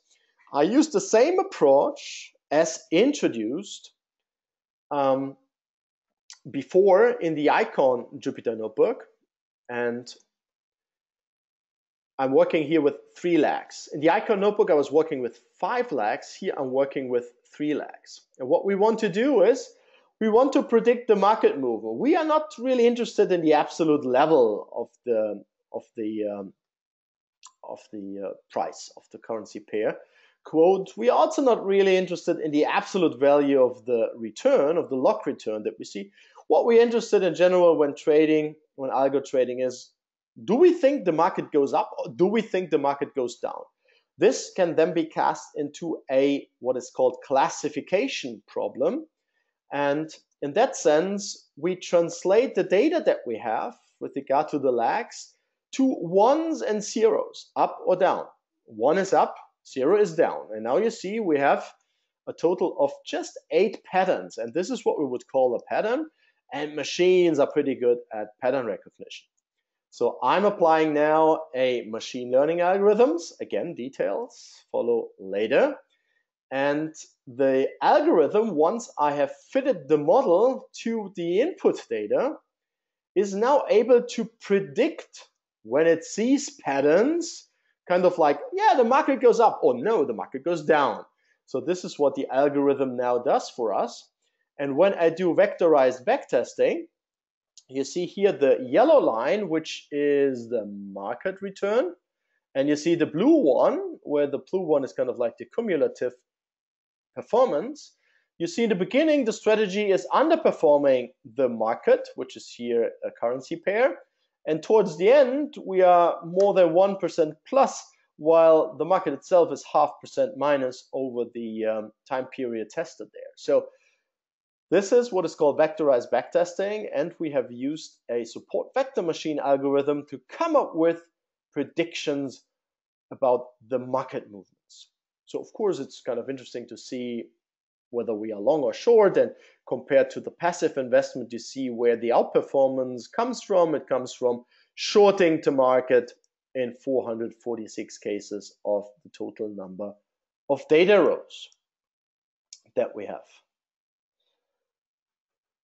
There is I don't know whether this is a fun question or what a RESTful API means. This is representational state transfer API, which means that we get a fixed picture of a certain data set at the time. So it delivers us with a fixed set of data that we request. This can mean different things. Usually here for us, it's price data, but it can mean completely different things. It's just kind of like a way of providing data. But in terms of the fun part of the question, whether it's relaxing or not, I'm pretty sure that if you see that there is a proper REST API, you can relax, because this means typically easy work in front of you. The next point is, after you have decided on your strategy that you, and I introduced this before, that you must be able to come up with streaming data, you must be able to react in real time to the market. And here you see now the data that is streaming in real time. And this streams as long as I let it. When I unsubscribe, you see, oh, well, now I'm unsubscribed. It stops streaming. But this is the most recent available data that has just come in at the very millisecond that is shown here. So also kind of straightforward. We just need to define what is called a callback function, and we are ready to stream the data and to put this into practice. Then placing some orders when I sign in here to my demo account on the trading workstation. See here, I have no open positions here in my account. When I now get started here, see, oh, no open positions, and I'm creating an order here. And when I now read out the positions, there is 100,000 euro US dollar. And in my demo account, indeed, the 100,000 show up. So I'm already trading here via Python. So let me execute a few of these. Now we have already, as you can see, 3 open positions. And when I go to the trading station, you see, yeah, we have 2 positions in US dollar, Japanese yen, 1 in euro, US dollar. So all that I do on the Python level is immediately reflected on the trading station app. I can now close all 4 US dollar, Japanese yen. You see, only euro, US dollar is left, and I can close all, and I have no open positions. Quick check here. All the open positions have gone. So I have placed quite a few trades now in a few seconds. Of course, the machine can do it on its own, and can do it much faster. But basically, this is how it works. And the last little thing here is actually a dump algorithm, which simply opens and closes positions automatically. You see me now, I don't execute cells on my own. The dump time-based algorithm is now opening and closing positions, and it does it 3 times, so that we can indeed speak of an algorithm, a trading algorithm, that is automatically deployed. It runs automatically. I deploy it here on my machine, and on the web in Trading Station here for FXCM, I can check what is happening. Now this thing has gone through the 3 loops, and it is finished accordingly. So an automated algorithmic trading strategy. But please don't trade your money based on this strategy. This is all about here the automated part. I just wanted to show you how to automate things. I think this is proper automation. If it's a good automation, if it's robust, this is a completely different discussion that we might have there. So getting back here, we see I've walked you through the Quant Platform. We have set up together in a few minutes a Python environment, and I've done already the first analysis with proper financial data. I have shown how to retrieve financial data from Icon, use Plotly for nice visualizations, and we have discussed briefly the random walk hypothesis, and I found some support for it based on ordinary least squares regression. In principle, this is what I meant when I said, well, from all these things that we have here in the overview, these are the areas that I wanted to show you. Intro, infrastructure, a little bit of statistics. We have worked with SMA, simple moving averages, so we have done a little bit in this part. Financial data prediction, streaming data, and one platform. So this was about these 6 points that I wanted to illustrate and visualize by the case studies and the demos there. Now brings me to the end and to the close-up of today's intro and overview session. And I want to close with the story about data-driven finance and AI-first finance. So we all know for sure Financial Times, Wall Street Journal, whatever journal you read. I still enjoy reading, for example, the Financial Times when I fly from Luxembourg to London regularly, or back the other way on the return. And I still enjoy it. But I think times have changed. So most people in the financial space, they get access to data via electronic means, not in printed form. So here you see, for example, the Thomson Reuters Icon Terminal application here in the browser. This is an HTML5 version.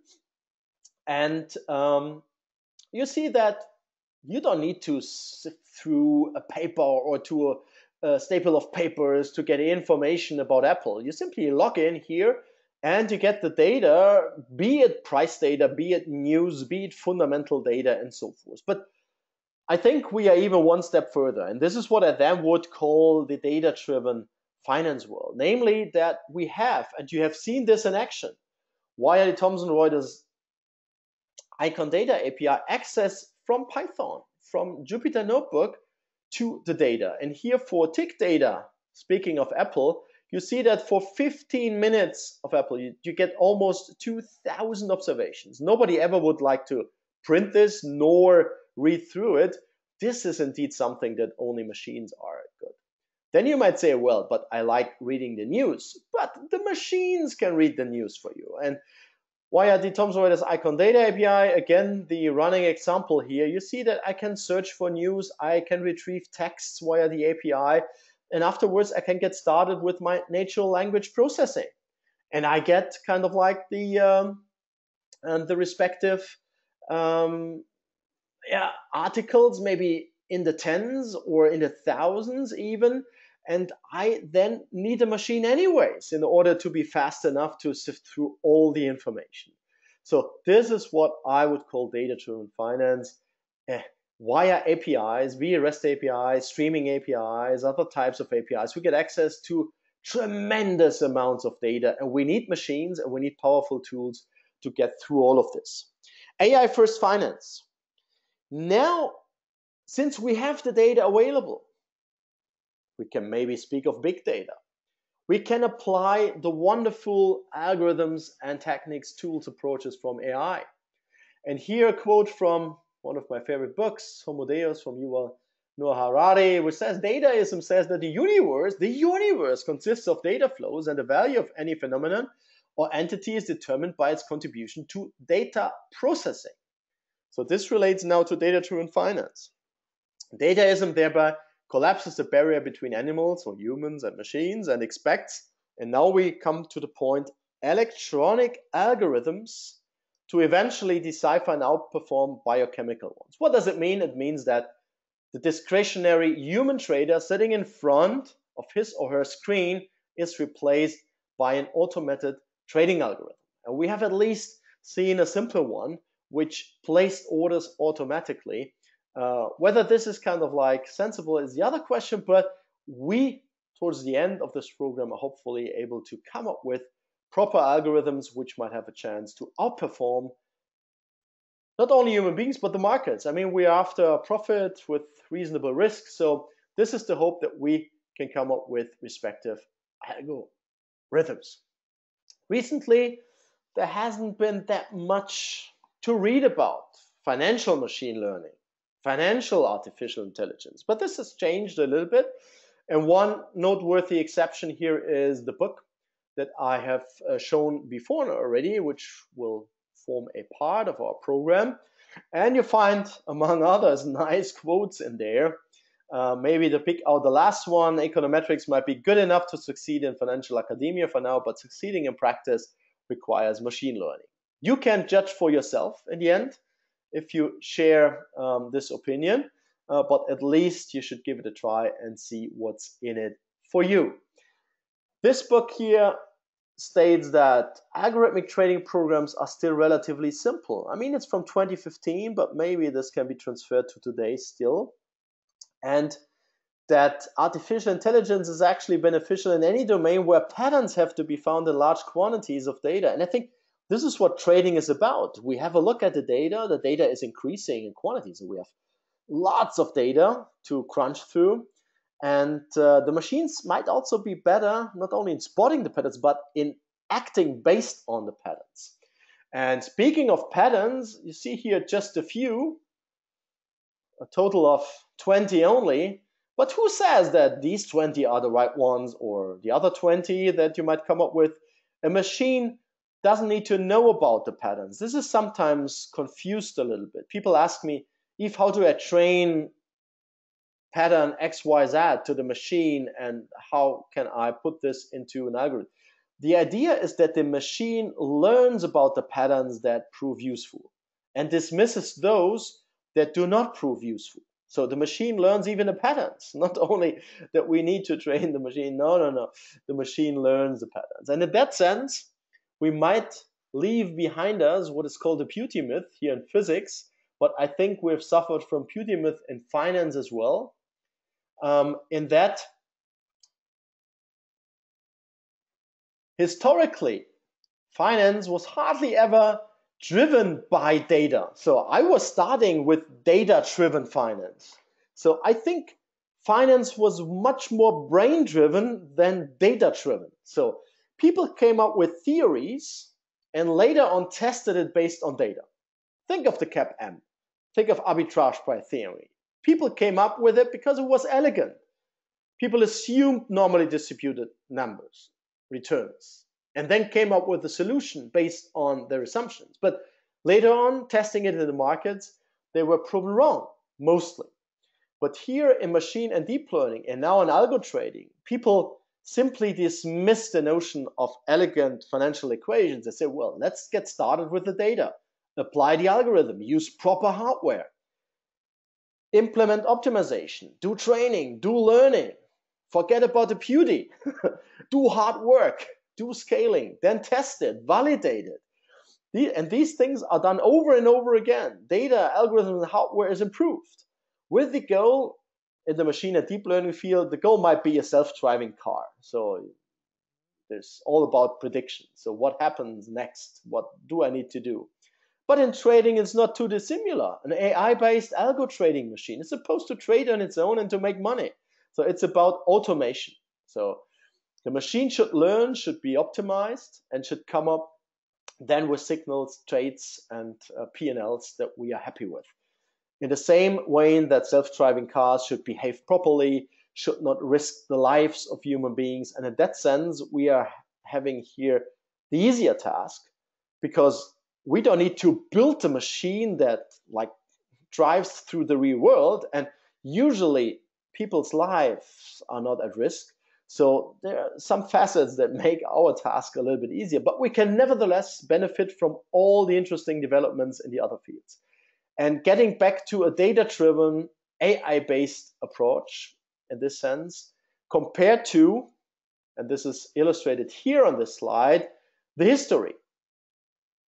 Financial markets with the ever-increasing data, big data, explosive data, and data that is growing at exponential rates, actually. The financial markets that are getting faster and faster and more players that are acting more quickly to react on the data. And we end up with markets that might be nonlinear, complex, and changing. And the history of finance, this is what I meant when I was speaking of brain-driven, was mostly brain-driven at least. So people came up with elegant equations, DKM, linear, normal distribution. Everything was fine and mathematically pure and elegant.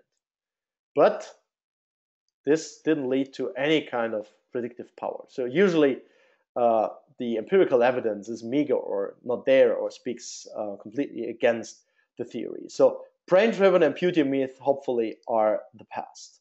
AI and finance, data-driven finance.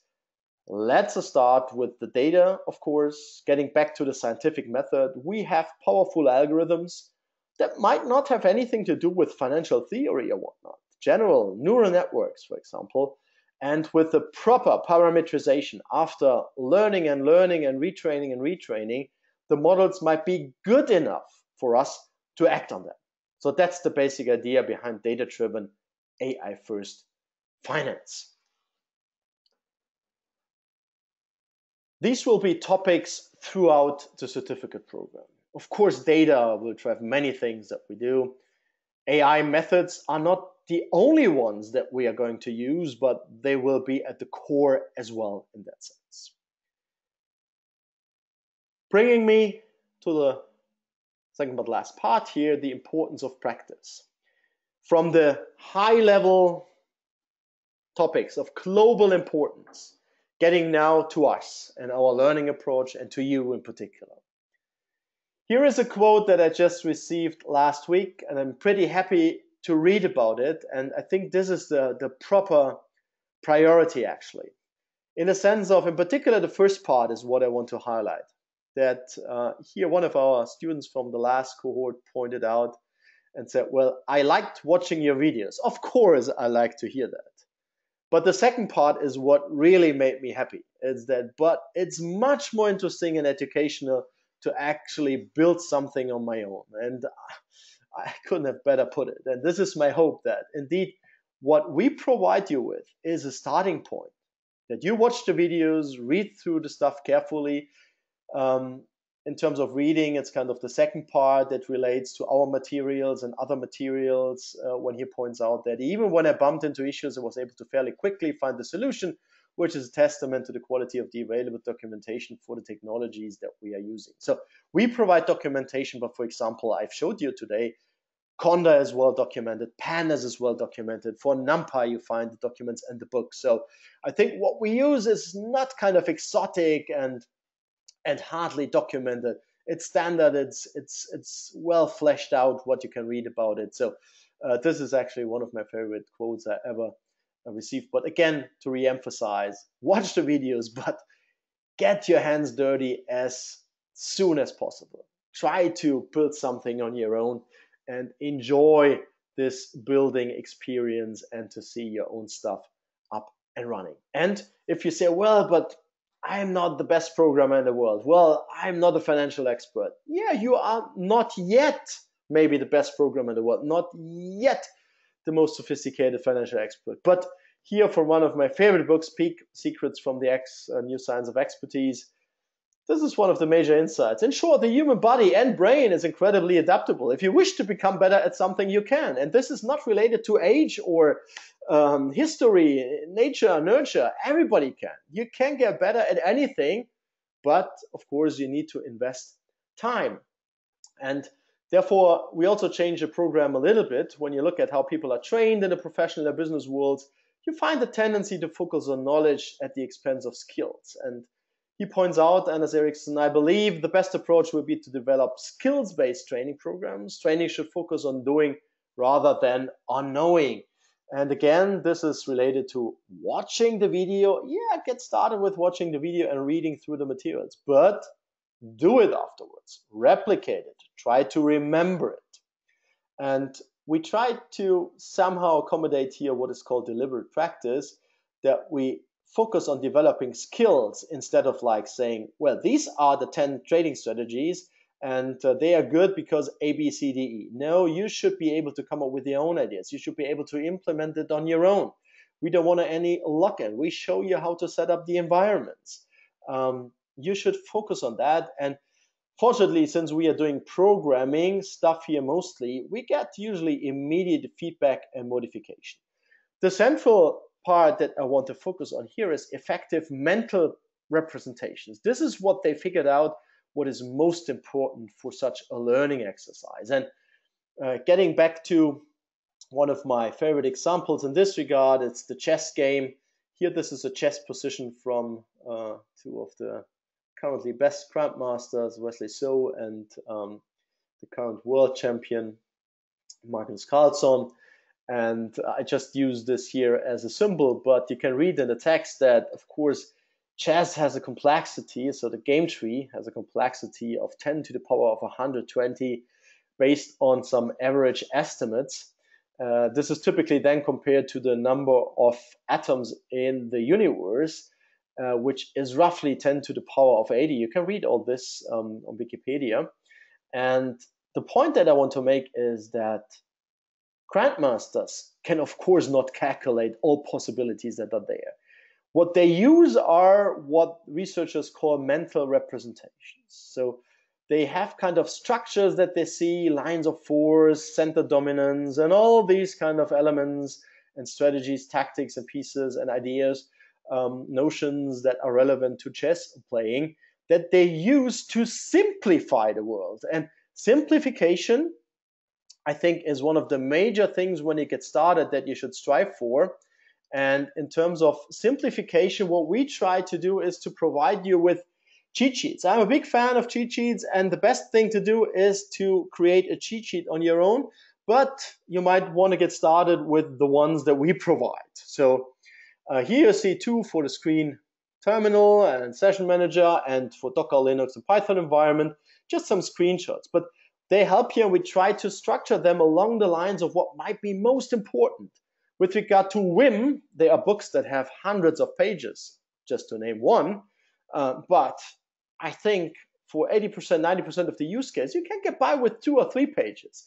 So for programming, from my experience, when you learn new tools, best to come up with your own cheat sheet, but you might want to get started with ours. And after a little bit of practice, you might reorganize this and even start thinking in terms of these structures that might help you navigate the many, many different options that are out there with regard to tools and packages and so forth. But this is a little bit the caveat here. No matter which area you study, music, dance, sports, competitive games, anything else with objective measures of performance, you find that the top performers have devoted a tremendous amount of time to developing their abilities. There's nothing like innate or natural talent. Everybody who is good at something seems to have spent thousands of hours of training. And when we speak of training, it means training, not like learning, reading through a book, but training doing something. You know, training for us means to develop, to code, to write, to use Jupyter Notebook, to set up things. And you've seen, I've been using Screen and Vim and all these things hundreds of times, but now that I used it here on Mac in a different setup, I messed up with kind of the structure because the screen splitting didn't work as I expected it, which would have been the case on Ubuntu. But, you know, you learn and you need to train, you need to do it, you need to dare and to go out and simply do it, and better even to teach it later on and to give talks about it. Just give a talk about what you've learned. I think this is also a tremendously valuable exercise. Now, the final part, the last 2-3 minutes, exponential forces. You might be aware of this. We all, I think, are a little bit like nerds, and we love quotes, we love certain movies, and here's one of the most favorite ones from the Terminators. Kind of begins to learn at a geometric rate. It becomes self-aware at 2:14 a.m. Eastern time. Back then, it was a little bit, or the forecast was a little bit too narrow, so to say. It still takes a while until we will have machines that become self-aware. So maybe somebody brings some technology from the future so we can speed up, but currently it will take a while. But nevertheless, many things, and this is the major point here, are developing at a geometric rate. And this is what is meant by exponential forces. And in terms of what people think and what is happening afterwards, we have the following. One of my favorite books on the financial singularity is Superintelligence by Nick Bostrom. He is professor at Oxford, Nick Bostrom. And in his book published in 2014, he says, Go playing programs have been improving at the rate of about 1 dan per year. If this rate of improvement continues, they might beat the human world champion in about a decade. Here, in about a decade, you might know the story of DeepMind and of AlphaGo. And it didn't take DeepMind, a Google company, that long. It took DeepMind 1 year to beat the European champion and another year to beat the world champion. So instead of 10 years, which was forecasted by one of the most prominent experts in the field of AI, it just took 20% of the time, 2 years only. And not only this, it's getting faster and faster. And this is now, you can read through it, of course. You see it on the right-hand side. Here is AlphaGo Zero represented. After 4 days of training, it was better than the first version. And after a few more days of training, of self-reinforcement learning, so it trained itself without any input from human games or whatnot, it was better than the best AlphaGo program ever. Anyways, better than any other machine out there. Anyways, better than any human being on the planet. So this is what you see here. And even more amazingly, what you see on the lower chart is that at the same time, when the algorithms have become better, the software that plays the game has become much, much better at much faster rates, the power consumption has been decreased tremendously. So here, when they started, they had 176 GPUs, and for the latest version depicted here, they just use 4 TPUs, which is much, much less, orders of magnitude less power consumption. And so I'm pretty sure that we would see more such surprises in the near future. When you read through the founders' letters of Alphabet from last year, you can read here about the exponential forces or geometric dominant progression, which I like to use as a picture here. You can read about it on the internet. You see that the power and potential computation to tackle important problems have never been created in the last few years. The cost of computation has continued to plummet. Here you see the numbers. The Pentium 2s we used in the first year of Google performed about 100 million floating point flops per second. And GPUs that are used today do 20 trillion. This is a factor of 200,000. And the TPUs now are doing 180 trillion, so factor 9.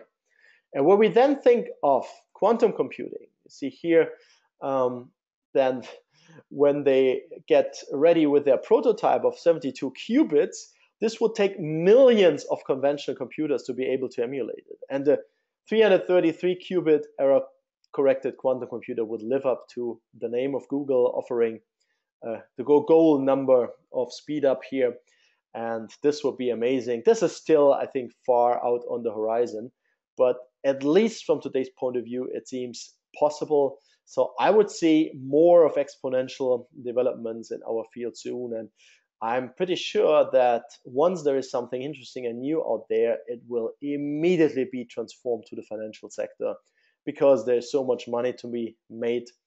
The one thing is to build a self-driving car, which you need to build and distribute, but all the hedge fund managers out there, they are eager, of course, to get their hands on new tools, which are promising in terms of providing the managers with alpha and, in the end, the nice profits that everybody is after. And with these words, I want to close out today's intro and overview session, which should have whetted the appetite for what is up there to come. I think we are currently in amazing times with regard to our field. And algorithmic trading, I think, is within the finance industry at the forefront of what will be possible, what will be changing in the financial industry when we think of data-driven finance, when we think of AI-first finance, when we think of all the tools that are available as open source and even the scalability of hardware that is available to even individuals. I mean, we sitting at our desktops, computers at home, at our desks in the office, or wherever we are sitting as a single person, we can fire up clusters that have been only available to the big financial institutions at the cost of millions and millions US dollars, euros, or whatever. We can fire it up, we pay by the hour and are able to compete in the markets. And also the new algorithms. So speaking of hardware with regard to the software side, the algorithms, as well as the data, the three main ingredients that we need, we can almost keep up with the big guys out there. And the platforms provide us with the APIs in order to execute our ideas. So you might notice, I'm still really excited about what we have out there, what we have already available, and in particular, and even more so about what we can expect. With these words, I'm going to close today's session and wish you happy Python coding and algorithmic trading. See you, of course, in the upcoming sessions in the program. Have fun. Bye-bye. Take care.